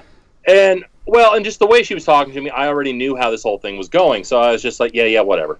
Mm-hmm. I mean, I've been through this before. Sure. And she says, now, I discourage genre fiction in my students, but there's some students in my class that would probably like your stuff. So I'll take one of your bookmarks. I'm like, yeah, whatever. Piss off. Wow. Yeah. And my assistant, who was there with me, just kind of looked after her for a minute, and then she's like, wait, what the hell just happened? Mm-hmm. And I said, oh, I'm about to be used as an example of what not to do in a creative writing class. What? Wow. And she goes, wait, what? Why? And Right. I said, because science fiction and fantasy and horror are all, base forms of literature and therefore not worthy of academic merit. Wow. And she's just utterly shocked. And I said, no, that's how it is. That's how it is in the academic world. Granted, there are exceptions here and there, but for the most part, in an academic setting, and it's the same in the art world. Comic book art is the nastiest insult you can get in a college art class. That's insane. That's insane. It's terrible. Because heaven forbid people engage in creating art that will actually make them fucking money. Right. Wow. I guess if you're not a starving artist, you're not an artist at all, huh? Exactly. That's their point. And the fact of the matter is, a lot of these creative writing teachers, and I've seen it before. Like my best friend is an artist, and he was writing a sci-fi series right after he got out of high school, and his creative writing teacher in college crushed it out of him. Yeah. A lot of them are failed writers themselves, and I had one of my friends who is a college professor tell me, "Oh, they're not failed writers. They have to be published in order to be hired as a creative writing professor." And it's like, yeah, but in what markets? Yeah. It's not anything anyone's actually reading. Right. There are markets that are selected for their difficulty in being selected. I So can't. It's a bunch of academics sitting around reading it and laughing because the genre writers aren't allowed in. I always liken that type of stuff, Adam, to critics for movies, right? Like, I'm a big horror fan. I like a lot of horror movies, and I've, it's how I've always been ever since I was a little kid. I watched horror movies since I was like 3 years old and up, and the critics usually get horror movies wrong, right? If you look at Rotten Tomatoes right now, if there's a horror movie out there and it gets 30% or above, I usually watch it because that means, the majority of critics hated it, but there are some critics that like horror and that genre of movies. So if you get 30%, that gives you a good idea that there might be some stuff in that movie that you like. So go ahead and give it a shot, and that's kind of my rule of thumb with horror movies and comedies. Like if it gets 30% or above on a Metacritic site like Rotten Tomatoes, I'll usually give it a shot. Now if it's a mainstream movie like a drama or something, and it's getting 30%, most likely the movie's gonna absolutely fucking suck, and I'll take a pass. Yeah. But that's kind of what the feeling that I get. Like it's kind of like hate for the genre just for the sake of hate. Well, Robert Heinlein had a fantastic quote about critics, and I keep it on my desk, so I'll read it to you. A critic is a man who creates nothing and thereby feels qualified to judge the work of creative men. Yeah. There is logic in this. Yeah. He is unbiased. He hates all creative people equally. Yeah. This is about me, right? Pretty much, Breakman. I did want to make a comment. MXT in chat said Stephen King ripped off like 3 of his ideas. So, yeah. MXT. I think we all understand I thought he where was you're the coming Power from. Ranger last week. Now he's an author. Well, we all definitely understand where MXT is coming from, right? I mean, we do have that understanding. Cool. So yeah, cool, Adam. That's man. I can't believe that there are academics out there that really think like that, man. Like unless it's something they like or it's a really you don't like you've looked around society lately and that surprises you. I would have probably pointed out Stoker to that lady and see what she said about Stoker and if that was actually art to her and see what she said.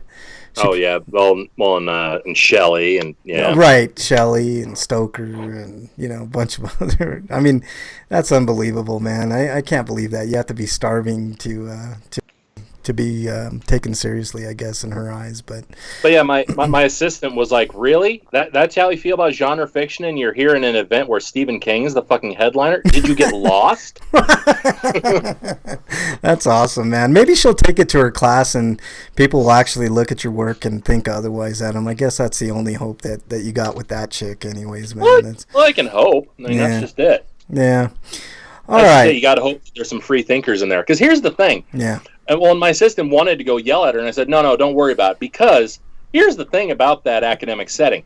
If those students are willing to let a teacher break them down and tell them what to write, then the publishing industry is going to break them down even harder. Right. That's a whole different process, like that's a hellacious process. I didn't even think about that. That's actually a good point, Adam. So yeah, I mean, I guess in a way she's doing the genre a service if you think about it, If you can take that, then that prepares you for the next step. I guess I don't know. As you said, if you want to write, if it's in your heart, if your genre is your passion, nothing's going to stop you. Right. Right. Not even a bitch like that. So. Right. So all you Twilight fan fictioners out there, keep at it, because one day you'll be the next 50 Shades of Grey. Yeah. So there you go. All right. You pretend to hate Twilight, but you mention it an awful lot. How dare you? How dare you break me? I just have a girlfriend that, for some reason, likes that series. Frank is actually the ghostwriter, isn't he? How dare you? You're exiled, you son of a bitch. Exiled. He has a secret account on whatever website writing fanfic about Twilight. Breakman, you're exiled as well. You are a son of a bitch number 2. Just because you've written like 50 stories isn't my fault. Like you don't exile me for that. How dare you? How dare you expose my non fan fictiony ways, Breakman? I remember reading a bunch of awful Mega Man X fiction. Bernie is exiled. Son of a bitch. There's 3 son of a bitches in here today. No, Mega Man X is sacred. No. Oh, man. I hate you all, man. I read one that was actually pretty good, but like the other 2 weren't so good. Wait a minute. I see what Bernie said. Sorry. Did you just say Twilight was good, Eric? No, talking about Mega Man X. Oh, phew. Man, I was going to have to exile you two again. All right. Who did I leave off with? We got Eric. Breakman. Did we do yours? No, I've got 2 stinkos. Okay. Go ahead. I thought we were moving on to Sweetos. Sorry. No, we still got mine and Breakman. We're still on stinkos. One goes to the death of legendary comic actor Tim Conway. Tim I don't know Conway if was great. If he was up anybody's liked him or whatever, because he's an older guy. Like I it like was Tim a long time Conway. ago, like the Carol Burnett show and such like that. He was great on the Carol Burnett Yes. show. Tim Conway. I agree. I remember. Yeah. I'm older than Methuselah. You forget, Breakman. It's true. Wyland I says... don't know about everybody else though, but like so us old guys like Def Tim Conway's sad day. Yeah. It's sad day when one of the funny lights goes out. Yeah. So that's one, and this is one I don't know if you guys might find to be a high escapade or not, but this is a Cinco. So Sunday morning, about 6:00, I was rudely awakened Uh-oh. to the fact that my dog she met somebody new in her life. Okay. A new friend, I guess. I hope we'll never see again. A squirrel? No. You want to keep guessing? A mouse. No. A little larger. A cat. No, about the same size. A raccoon. No, smallerish. You're A not possum. thinking stinky enough. Yes, you're not thinking stinky enough. Oh, a skunk. Yes, my dog learned what a skunk was. Oh. Oh boy, what happened, Breakman? Give us the skinny. She met a skunk. She got sprayed in the face, and it was a horrible day for all of us. Did you have to do the whole tomato? No. It's peroxide, baking soda, and dish soap. Did it work? Not really. I took her to PetSmart to have her groomed, and they did that too, and it helped. But every time she gets wet, or there's every once in a while, it's like, oh my god, I smell it.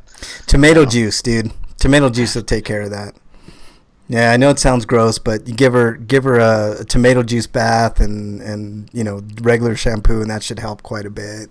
The groomers, the stuff they gave her, they said as long as we keep her dry, and it seems to be working for the most part. As long as she's dry, she doesn't smell. But if it's raining or something like that, it's like fuck. Leave it to Breakman to bring an actual literal stinko to the segment Stinko of the Week, man. That's pretty awesome, man. Oh man, that's funny.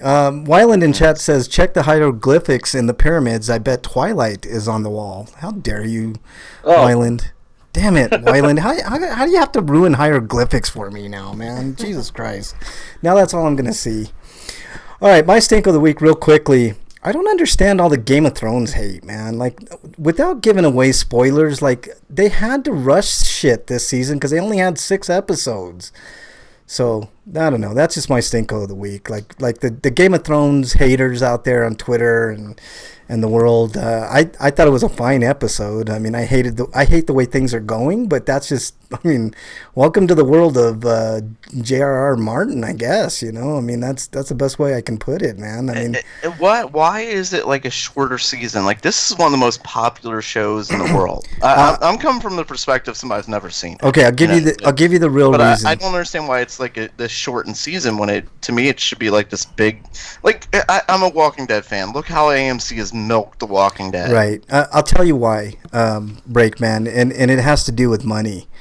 I was talking to Bernie about this, actually. It's like Emilia Clarke, right, for instance. Like, once you get to a certain point as an actor or actress in a TV show, you kind of got the studios by the balls, because if you are a main character and you're super popular, there is no way that studio can replace you with a different actor or actress, right? It's almost impossible. It's been done before a couple of times successfully, but a show like Game of Thrones, if you were to take the main actor I used Emilia Clarke, for instance, and take her out of the show, it would kind of ruin the momentum of that show, and people would complain, and it would be awful for ratings, et cetera, et cetera. So there's a lot more involved in like when there's negotiations at the table for characters in TV series. So, but something this popular, like there's a lot of money involved. Like, yeah, I understand. Is it just greedy executives not willing to share the profits? No.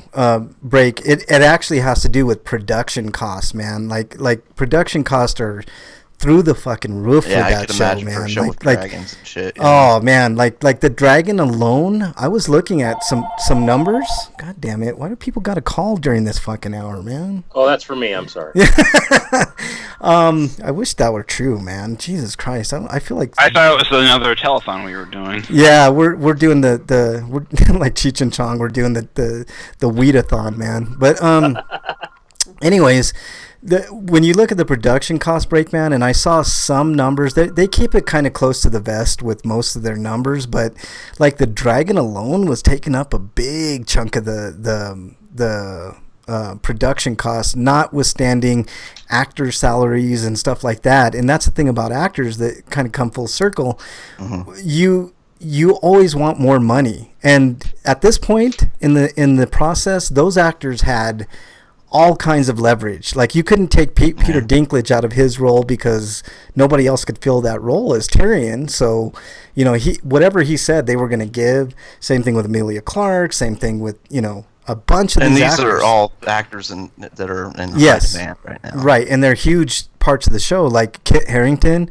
Like I guarantee Kit Harington could have put a blank check, or they probably put a blank check in front of Kit Harington and said, put your number in here, because there's no way that they could have did this last season without those characters in particular. So it's all about budget, man, and their budget was fucking like there's a reason there was only 6 episodes. Now they kind of did a compromise this season. They did longer episodes. Like there's only 6 episodes, but they were like a minimum of like an hour and 15 minutes long. So that was the compromise. This season was going to be the last because they couldn't afford it going further.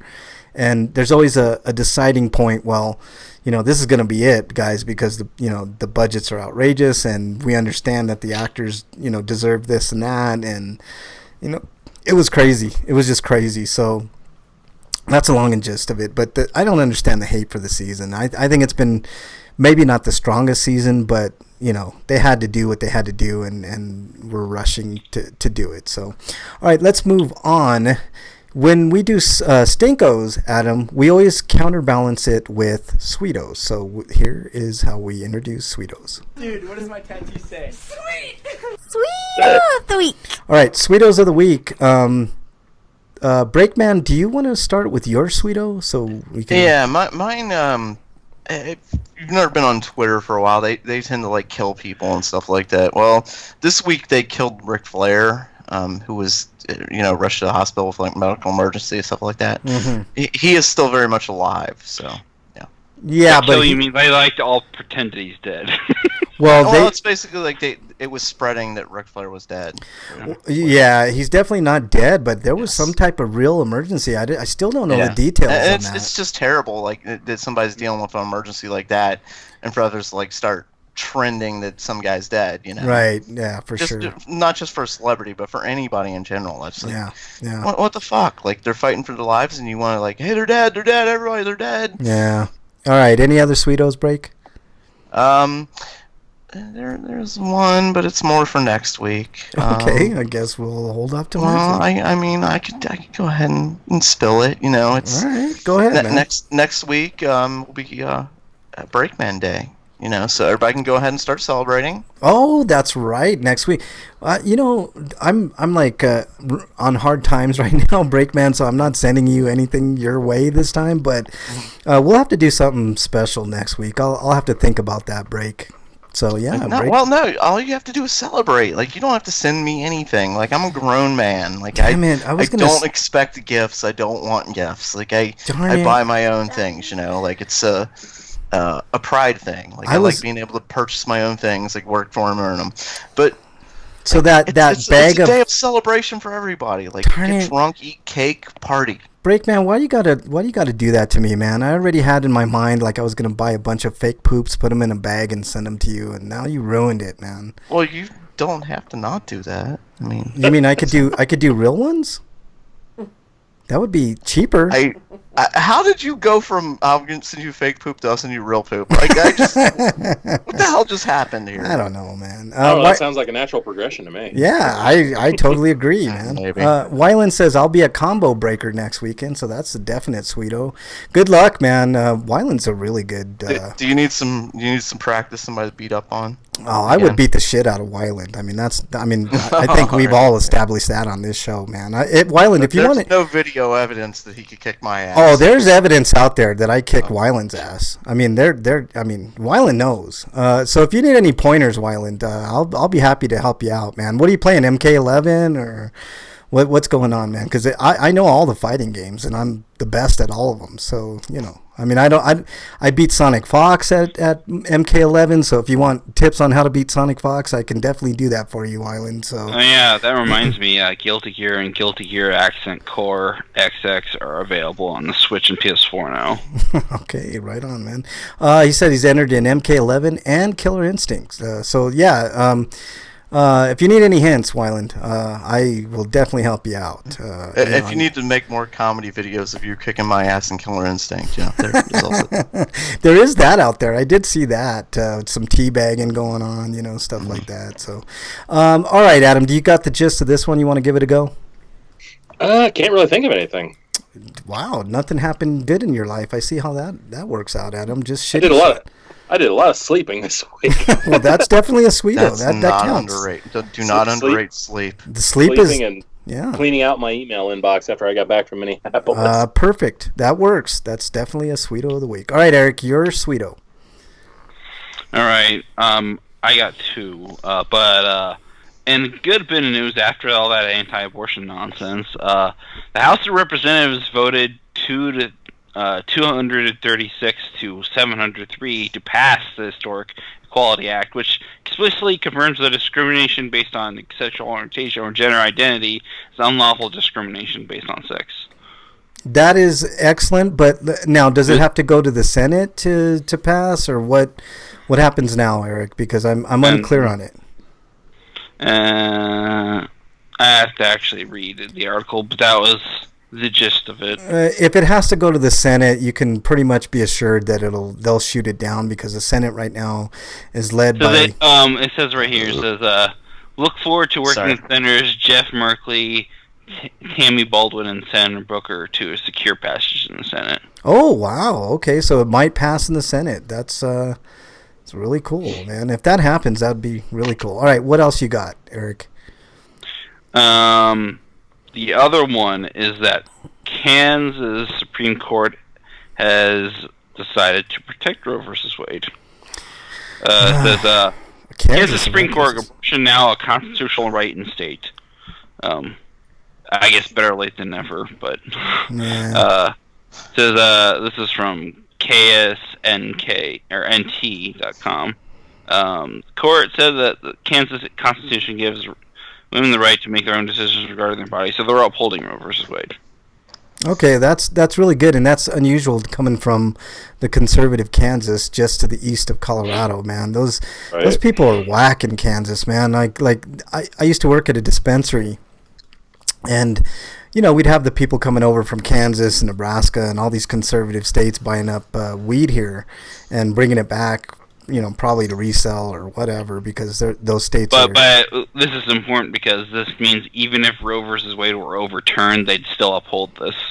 Well, that's good. I hope more states do that. But well, a lot of these states, the people who are fighting this, a lot of them are saying, like, well, we're doing this to give back the states' rights. Like, that's one of the arguments I've heard. Like, this is being, like, we're taking this power out of the federal government and we're giving it back to the states. So it's going to be like alcohol laws and stuff. Like, some states you'll be able to go and get, like, you can get an abortion and you can get, like, up to, like, right before you're about to give birth. And then some states you can't get an abortion at all. And then some states you can get it after, like, or up to 20 weeks or something. Like, that's the way it's going to be. Like, it's these idiots are trying to get. Yeah, it's whack, man. I mean, I see. I mean, their goal is to get rid of it, but that's not going to happen because different states are, like you said, Kansas just voted to approve it. So it's going to be every state, depending on where you go. It's like maybe you can get an abortion here, maybe you can't. I think it's insane. The most Really insane. disturbing one of all, I believe, is the. I think it's the one in Georgia, because that one. Because like if you go get an abortion in another state, you'll still be charged. But my thing is, how are they going to know that? How are they going to know you go to another state to get an abortion? Isn't there like doctor-patient discrepancy or confidentiality? Yeah, that's really weird. Discrepancy. Yeah, there's definitely discrepancy. I don't know how they think they're going to enforce using the wrong words. Yeah, the enforcement is the thing. What are they going to do? I need food. What are they going to do? Like determine somebody's pregnant and then follow them to the border of the place and then wait for them to come back and see if they're still pregnant? I just the enforcement on that is really weird. If somebody else finds out and they want to report you, that can't. I guess. Well, that you could just deny it and say, "Where's your proof?" Are they going to treat it like a don't ask, don't tell thing? I don't know, man. Those states thing that gets me is they're also making miscarriages punishable. And yeah, that's how the hell do they justify that? Man, I think it's just a ruse. I think there was another ruling. It wasn't Roe v. Wade. I don't think Roe v. Wade is. I don't think that's the ultimate goal, because I think Roe v. Wade is pretty sound, and I think even with the 5-4. Or is this just a smoke screen to oversee some other nasty shit they want to do? It's a smoke screen, man. There's another ruling that I think they're really going after, and it was more along the lines of what Breakman said. They want it to be more of a states' rights thing, and I don't understand. This is a very awful precedent to set for any state, and especially we're going to choose which states get to control women's bodies. Yeah, in New Mexico, you're our bitch, women. Right. Or in Ohio, you're our bitch, and then over in California, like, women, like, we don't own you. You can do whatever you want with your bodies. Like, yeah. Like, it's insane. It's completely insane. Well, speaking of insane, actually, before I get to the free-for-all, my sweeto is, just real quickly, my girlfriend, Bernie, yes, I call her Bernie, is back from Phoenix. So she's actually sitting right here. You want to say hi, Bernie? Okay. Hi. So she's back. So that's my sweeto of the week. We're now. Do you still have time, Adam? Can we still continue a few? Yeah, I can hang out for a little bit longer. Okay, cool. Oh my God, it's 9:00. We're just on sweetos. Holy shit. Yeah, I know. So we're gonna move on to free for all, and this week's actually, let me just do this first. It's a free for all. Yeah, it's a free for all. Wow. Suck it. All right, this week's free for all. Speaking of insanity, what are we in a constitutional crisis? I know I mentioned this before, but I never really put it in free for all. Our president is an absolute wackadoo. I don't think that's a stretch. Does anybody disagree with that? Adam, do you have any differing views on that? No. Okay. No, I do not. Okay. I was just making sure, because some people, He admires dictators. Yeah. I just want to say, let's be clear. He's not insane. Like, he knows exactly what he's doing, because insane people can take medicine to cure what's wrong with them. There's no pill to cure what's wrong with him. I understand. He's just a piece of shit. Well said, Adam. He's a moronic piece of shit who cares about one thing, and that's money and power. Right. Well, which he fails at getting anyway. Right. Yep. And I actually don't think he has power, because the latest I heard, he wasn't the one that was kind of the architect of this whole Iran thing with Iran, and John Bolton, who's another fucking wackadoo. I kind of disagree with you on him not having power, though, because of what's going on. We have valid proof of him doing anything he can to subvert the law. And Democrats have done really nothing to stop him at this point, and Republicans are fighting for him. So here's my thing. Wouldn't that just be an illusion of power then? So yeah, it is an illusion of power. Has there been any? But he's still in office, is what I'm saying. Like, he's still passing his stupid shit, executive orders, and he's still trying to make his fucking stupid laws. But in reality, Breakman, has any wall that, as far as like what he envisions, has any of that wall been built yet? No, but he did get money for it recently. Money for like how many feet? Like 100 feet of wall? Like it was ridiculous. 100 unnecessary feet of wall. I agree. Like, I totally agree. Knowing Trump, though, he won't even use it for the wall. He'll just pocket it. What were you saying, Adam? I'm sorry. I think it's hilarious that every time he gets any part of the wall up, Mexicans steal it. They're stealing pieces of it and putting it on their houses. Why not? Fuck it. I mean, shit. I mean, on eBay. Yeah. That's something you won't hear on Fox News. Yeah, exactly. Only on RPGrinders we hear shit like that. But, okay. My question is this, though. More specifically, with all the people that are defying subpoenas, like in my mind, like right now, as far as I understand the Constitution, and I have read it a time or two, taken a few courses, et cetera, et cetera. My understanding of the Constitution is right now, as it stands, I truly believe that Steven Mnuchin in particular should be in jail. Like, there should be no question about it. You defy that subpoena for the tax returns. Whether or not they find anything is debatable. I happen to think that they're going to find some things that might be questionable in his tax returns. Maybe I'm wrong. And but he does have a lot of rich lawyers who've been able to, cover for a lot of his shit. So that's what I'm saying. That's what I'm saying. Yeah, I mean, he's already admitted that he's deflated assets and inflated, I know, and like his vocal admissions, like these should be able. Those alone should be. Oh my god, I'm sorry. Right. It's frustrated. So my thing is this: the fact that a person that should be in jail, Steven Mnuchin, for not giving up those tax returns, which I think is absolutely ridiculous. I think it's very, very clear in the law, where it was a 1924 law, I believe, that says you shall provide, the Secretary of Treasury shall provide. There was no leeway. There was no gray area. It's you either do it or you're going to be in trouble. The Sergeant at Arms is going to be at your door arresting your ass, and that's what I think should happen. Why does not Congress say, look, we understand that you think you have a right to that, but we're going to put you in jail until you decide to do the right thing. So that's my question to you guys. Are we in a constitutional crisis? Some people can make the argument we've been in a constitutional crisis for 50 years. I've heard that argument, and I might agree with that. I agree with a lot of that, actually. But I mean, like the government, both parties right now, the Republicans are definitely the worst offenders under Trump, especially. Have done anything they can to try and subvert any rule they can that they thought would benefit their party. Yeah.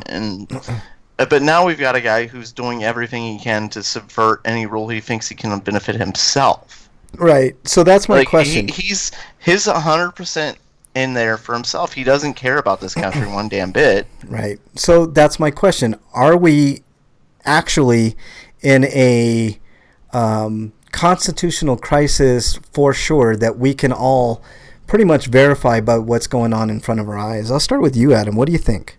Oh, absolutely. I think we are. Yeah. I think it's to the point where if we're hoping that the courts rule everything in favor of the citizens of this country and not for the orange orangutan in office, like it's. I mean, are we really hoping that Hey, now, I just gotta say, like, I've seen some good movies with Clint Eastwood and orangutans, and Cannonball Run 2 is one of my favorite movies. Yes, you're right. Sorry to all the orangutans out there that have been hurt by, have hurt feelings by my comments, but I mean, honestly, I honestly don't think Trump is the problem. I don't. I think he's a symptom of the problem. Like we had Bush. I a lot of that. Yeah, Bush was another example, and Clinton was not much better. He got us into wars, and Obama wasn't much better. We went from two wars to 7 wars. You guys have heard me on this show, say that. So I think and both me and you, we and former hosts, like, we argued about like the executive orders, and I said at the time, like, that like Obama's doing more executive orders before the guy before him. The guy after him is going to do the same damn thing. Like, right. These guys keep, Like they keep ratcheting up and they keep ratcheting up, and now you got this power hungry dumbass in charge, right? Who's got the money to pay smart people, smart lawyers, basically, to can find any like loopholes they can in the laws. Okay, so I guess my final question to everybody, and I'll start with you, Eric. What's the end game of all this? Is our republic in trouble? Like are we?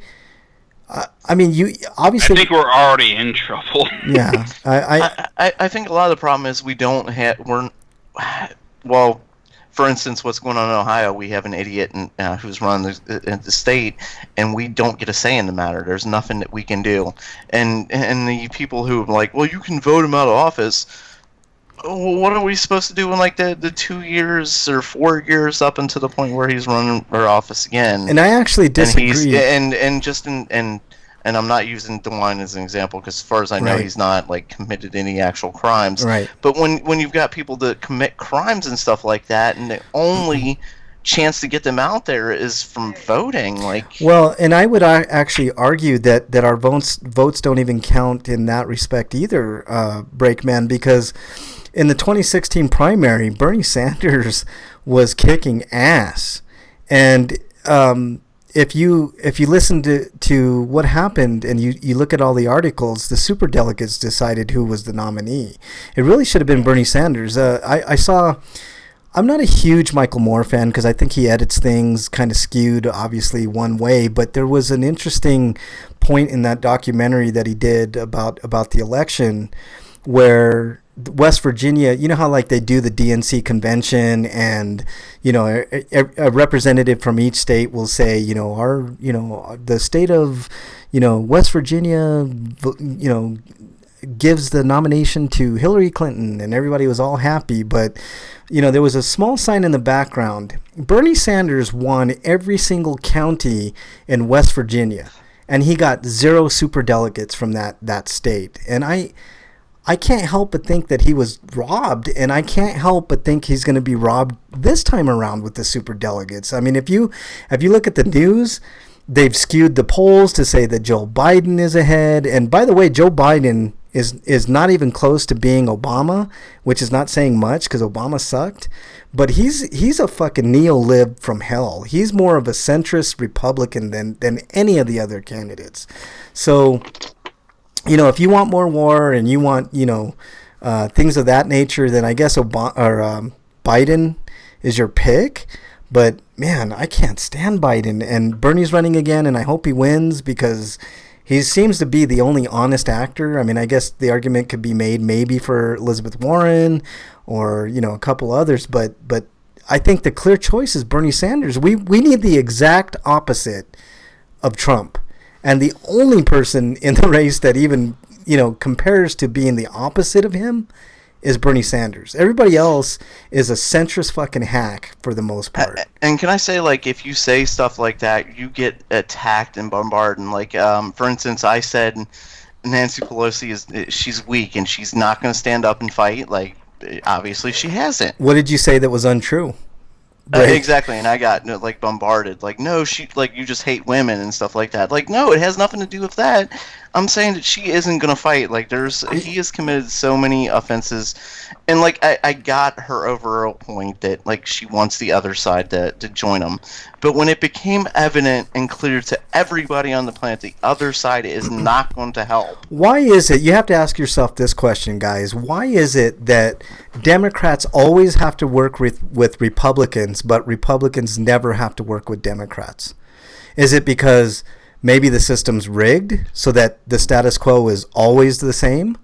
Or is it because they're actually honest actors and they're not beholden to donors? I mean, that's the whole thing. That's why, Breakman, you and I, and even Eric, we all agree, money is the biggest problem in politics. If you could get the fucking money out, you would maybe have, at least more than what we have now, some honest actors in the system that would vote the right way and do the right things and say the right things and actually follow through. You know what I mean? And people that aren't going into office to make money. Right. I mean, there shouldn't... career politicians should not exist. No, they should. It should be a term of service, and then they go the fuck home. Yeah. Yes. Term limits for everything. And everybody should have term limits for everyone, and get rid of congressional pensions.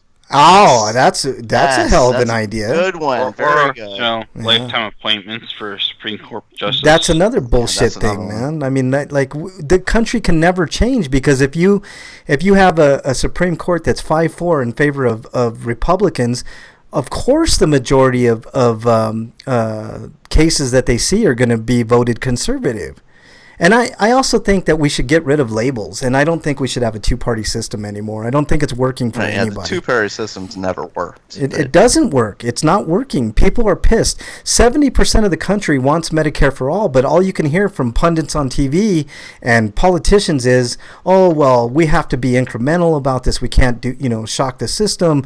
People love their private health care insurance. I have never once heard of somebody that loves their private health care insurance. No. Not one fucking time.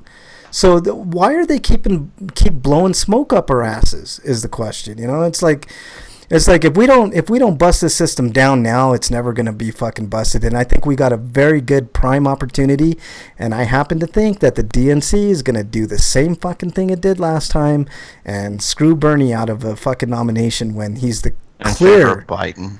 Oh, God, Biden. If you look at the polls that they put out, they're laughable because they don't include people under 50, and supposedly Biden's winning by like 20, 30 points. That's fucking insane. These people. Well, I'm telling you now, unless Biden does something completely stupid, like the DNC which he does, gonna be pushing hard for him. No, Biden always does. He's got a history, Breakman. I don't know. I know, but like he has to do something like beyond Trump stupid is what I'm saying. You just hold his beer for a second, because he'll get to it. He'll get to it. Hold his old duels. Yeah, hold his old duels, because he'll get to it. But I don't know. I'm hopeful, but I'm not. And then another thing that pisses me off is the Electoral College, because one person, one vote doesn't mean anything. It means jack shit in an electoral system, man. Like, it really does. 2 of the past 4 fucking presidents have been decided by the Electoral College and not by the popular vote. And that, to me, is absolutely atrocious. And people argue, well, you got to give the people in the rural areas the same opportunity to vote somebody in as the cities. And I'm like, no fucking way, man. My vote counts. No, you don't, because dirt doesn't vote. Right. That's exactly right. I just think your vote should matter. And a popular vote should matter, but I also think that we shouldn't have just 2 candidates to choose from. That's absolutely insane. It should be 4, 5, 6, 7 candidates, and then let's see. But there's the primaries leading up to that. But that's another. Even there's still like 7 choices. There's still like 7 choices like between 2 parties. Right, that's the whole thing. Yeah, like we still need like more parties. How about when we do primaries, we take the top 3 from each party? If you want to do a 2-party system, how about we take the top 3 from each party and then go from there in the general? That would be interesting. I'd like to see that, because I know Bernie Sanders would definitely get in then. There'd be no excuse then. Couldn't. The 2-party system has divided this country for far too long. Yeah, I totally agree. And it does with most like democracies and republics. Like, there's like, for instance, in England, it's the Tories and the other ones. Labor Party. Like in Republicans, Democrats in America. Yeah. Like it's either you're a Republican or you're a Democrat. It's kind of cool in England, though. They have it a little bit different, Breakman. They actually have more parties than 2. Like, they have the Labor Party, they have the Tories. But those 2 parties still have the most power and most influence, just like Republicans and Democrats. Yeah, but at least there's a voice at the table. If you look now, there's no Green Party representative. There's no independent representative. I mean, it's just either you're a Democrat or Republican. Look at the bind that Bernie's in. And that also forces a lot of independents to choose, like, to have to join a party when they necessarily don't want to. Like, I mean, for instance, Bernie had to, right, exactly. Right, exactly. I mean, there you go. I mean, all right, guys. I think that's going to pretty much wrap it up. I unless you guys have anything else on the matter. Do you have anything else before we end the show? Everybody's getting hungry and ready to end the show. We gotta end the show on a happier note. I know. It's just like Food quest is a good quest. Yeah, Food Quest is definitely good, man.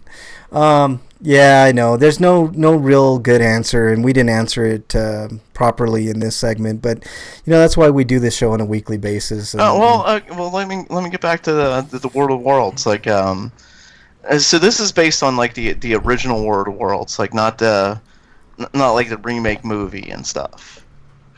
It's a direct sequel to the original War of the Worlds. Because I love the original novel, like with the tripod aliens and such. Yep. Not what the. And I do like the movie. Like, don't get me wrong. Like the original War of the Worlds movie, I really love that movie actually. Oh yeah, that's a fun one. But yeah, no, it's 15 years after the original invasion. It takes place right on the eve of World War I. So like the assassination of Franz Ferdinand is in there. I had to research that extensively.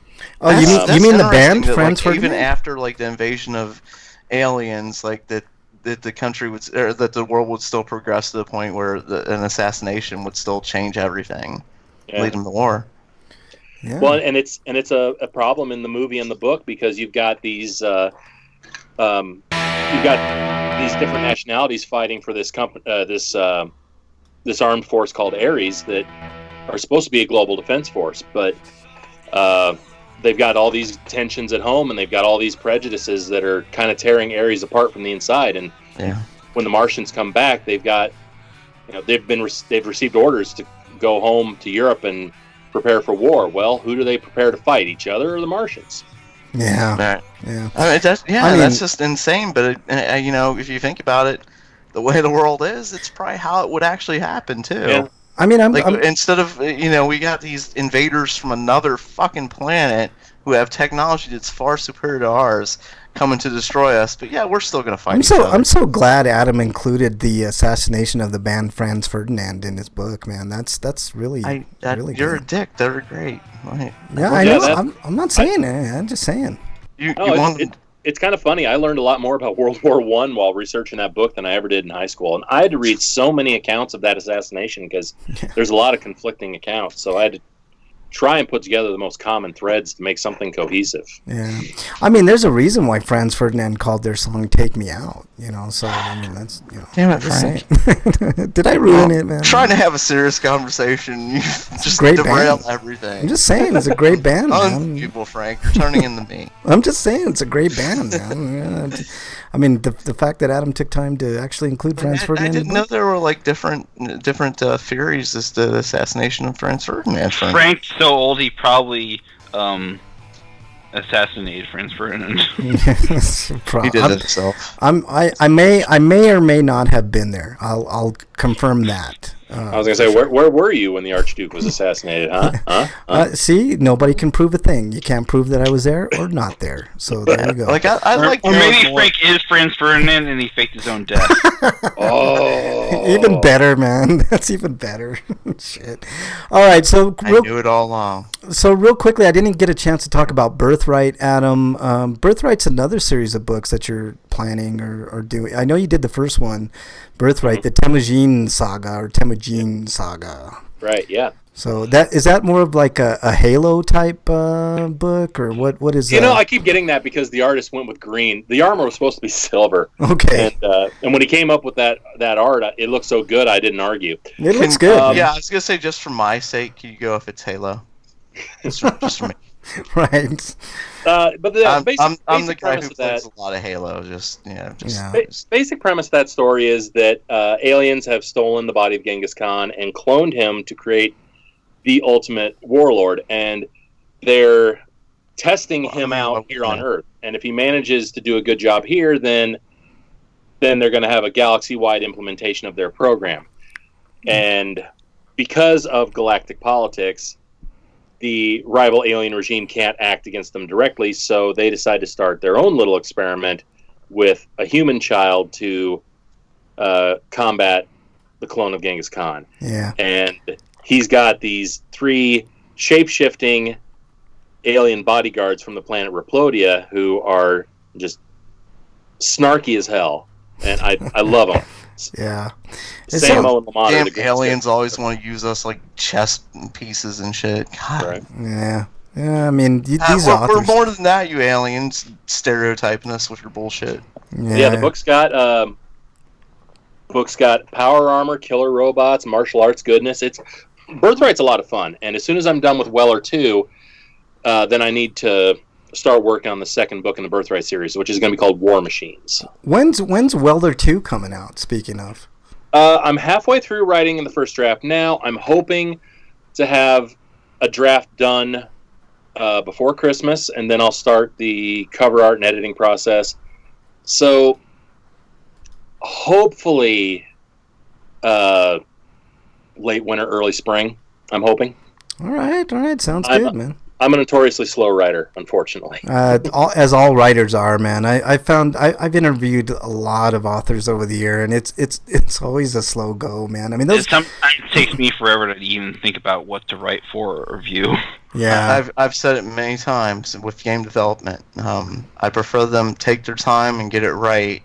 Yeah, then rush. We'll never remember, and then I mean, at the end of the day, we'll never remember that the game was delayed. You're right, You know, right. Like, you can delay a game like 5 times. If the game is awesome when it comes out, we'll fucking forget about delays. You know, you're So as right. I said, Man. I'd rather put out a good book than put out a book every couple months and have it just be full of typos and just shoddy writing. I mean, I want to do it right. Right. All right. Well, this is the point in the show that we usually do our plugs, Adam. So why don't we let you go with your plugs? What do you want to plug? All your books and maybe your website. What else you got? You can find all my stuff on adamjwhitlatch.com. Everything, all my books are in paperback, Kindle, Kobo, Nook, iTunes, Google Play. They're all available on those electronically. Birthright, Weller, and Vengeance for My Valentine are all available on Audible. Oh, nice. And I highly recommend the audio version of Birthright. It was done by Jeff Hayes, an amazing voice actor. All right. And he didn't just do a narration; he really did a performance on it. And this coming month here in June, I've got 2 convention appearances. I'll be at SoonerCon in Norman, Oklahoma, and then I'll be coming back home to Iowa for Planet Funk Con in Bettendorf, up over in the Quad Cities. All right. Was George Clinton going to be there? George Clinton? No, unfortunately. I'm the just sorry nostalgia you. critic is Yeah. the big guest there. I'm just sorry you have to go to Oklahoma, man. I've been there a few times. Well, you said funk. I want to know more. Like, Right? It needs more funk. No, I'm kind of excited about Oklahoma. I've heard SoonerCon is a really good con for books. It's a huge reader convention. I've got a couple friends that sell there, and my assistant who went with me to Minneapolis this past week, she's from Oklahoma, so she's gonna take me around, show me the sights, and she said she's gonna show me what real Mexican food is like. Oh, well, yeah, I mean, for that, you have to actually come to places like Denver and, Texas and maybe Oklahoma. I think there's a good contingency of people there that can do it upright for you, my man. So, right on. Yeah, that's good stuff. Anything else, Adam, you want to plug before I get on to the other guys? That's all I've got in the works right now. All right. Breakman. well, I'm disappointed in you. We have a guest, and I'm sorry, I don't mean you, Frank. I'm disappointed in the people who didn't write at Breakman with your or at RPGrinders with your Dear Breakman questions. Like, what the hell's going on? I thought we were saving the world one tweet at a time, people. We usually have a lot of relationship advice questions, Adam, so that's what Breakman's all bummed about. We didn't get any I give the best advice. Like, if you're a white person, finger in the butt, and cops are asking you questions, always blame the minority.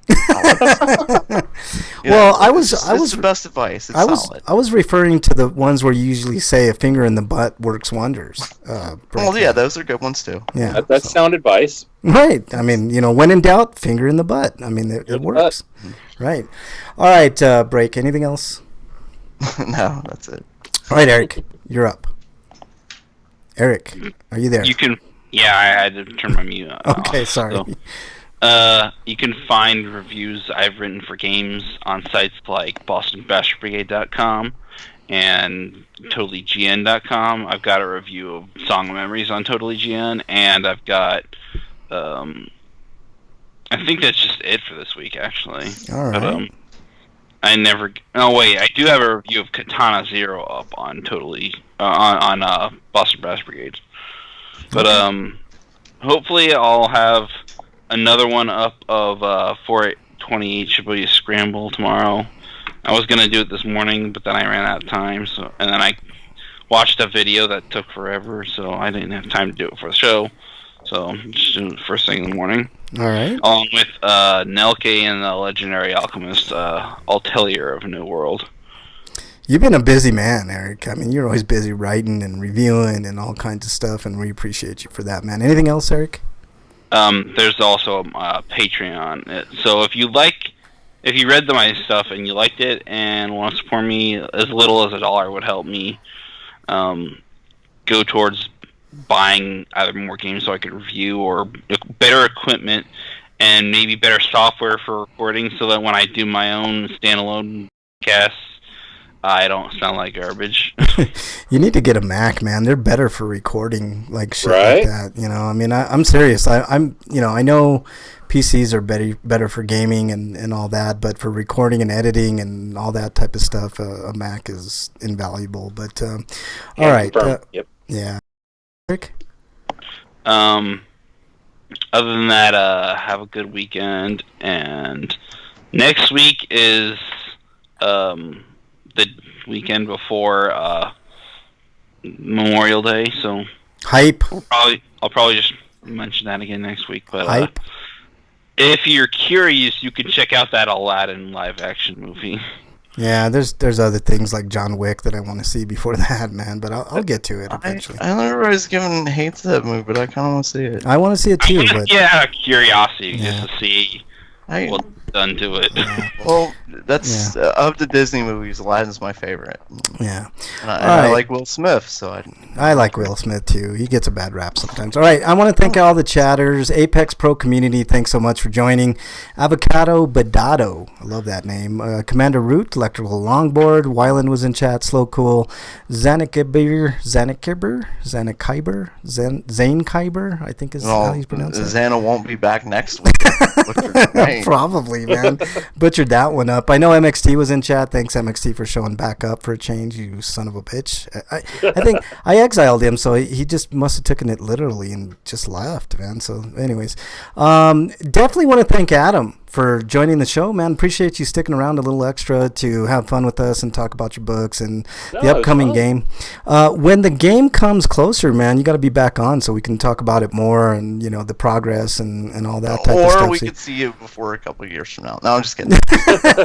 2 to 4 or 5 years or whatever, man. But definitely keep in touch, Adam, and anytime you want to join the show, feel free. We're, you know, always open to having you back on the show. It was a real fun time, so really appreciate you taking the time to joining us today. Really appreciate it. Yeah, thanks, guys. It was fun. Yeah. All right. Let's see. You can find me on Twitter at Frank Branches. And if you want to add me to your gamer tags on your systems of choice, it's all RPGrinders. So whether you have the Switch, the PS4, the Xbox, I'm RPGrinders. And mostly I'm on the PS4, but I will occasionally play the Xbox and the Switch. So, you know, just add me. I'll get to you eventually. So thank you very much for that.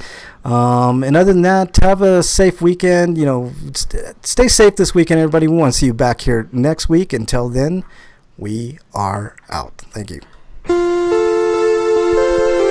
our guest doesn't know this, but we never let this theme song go in the right. Yeah, we always interrupt the theme song at the end.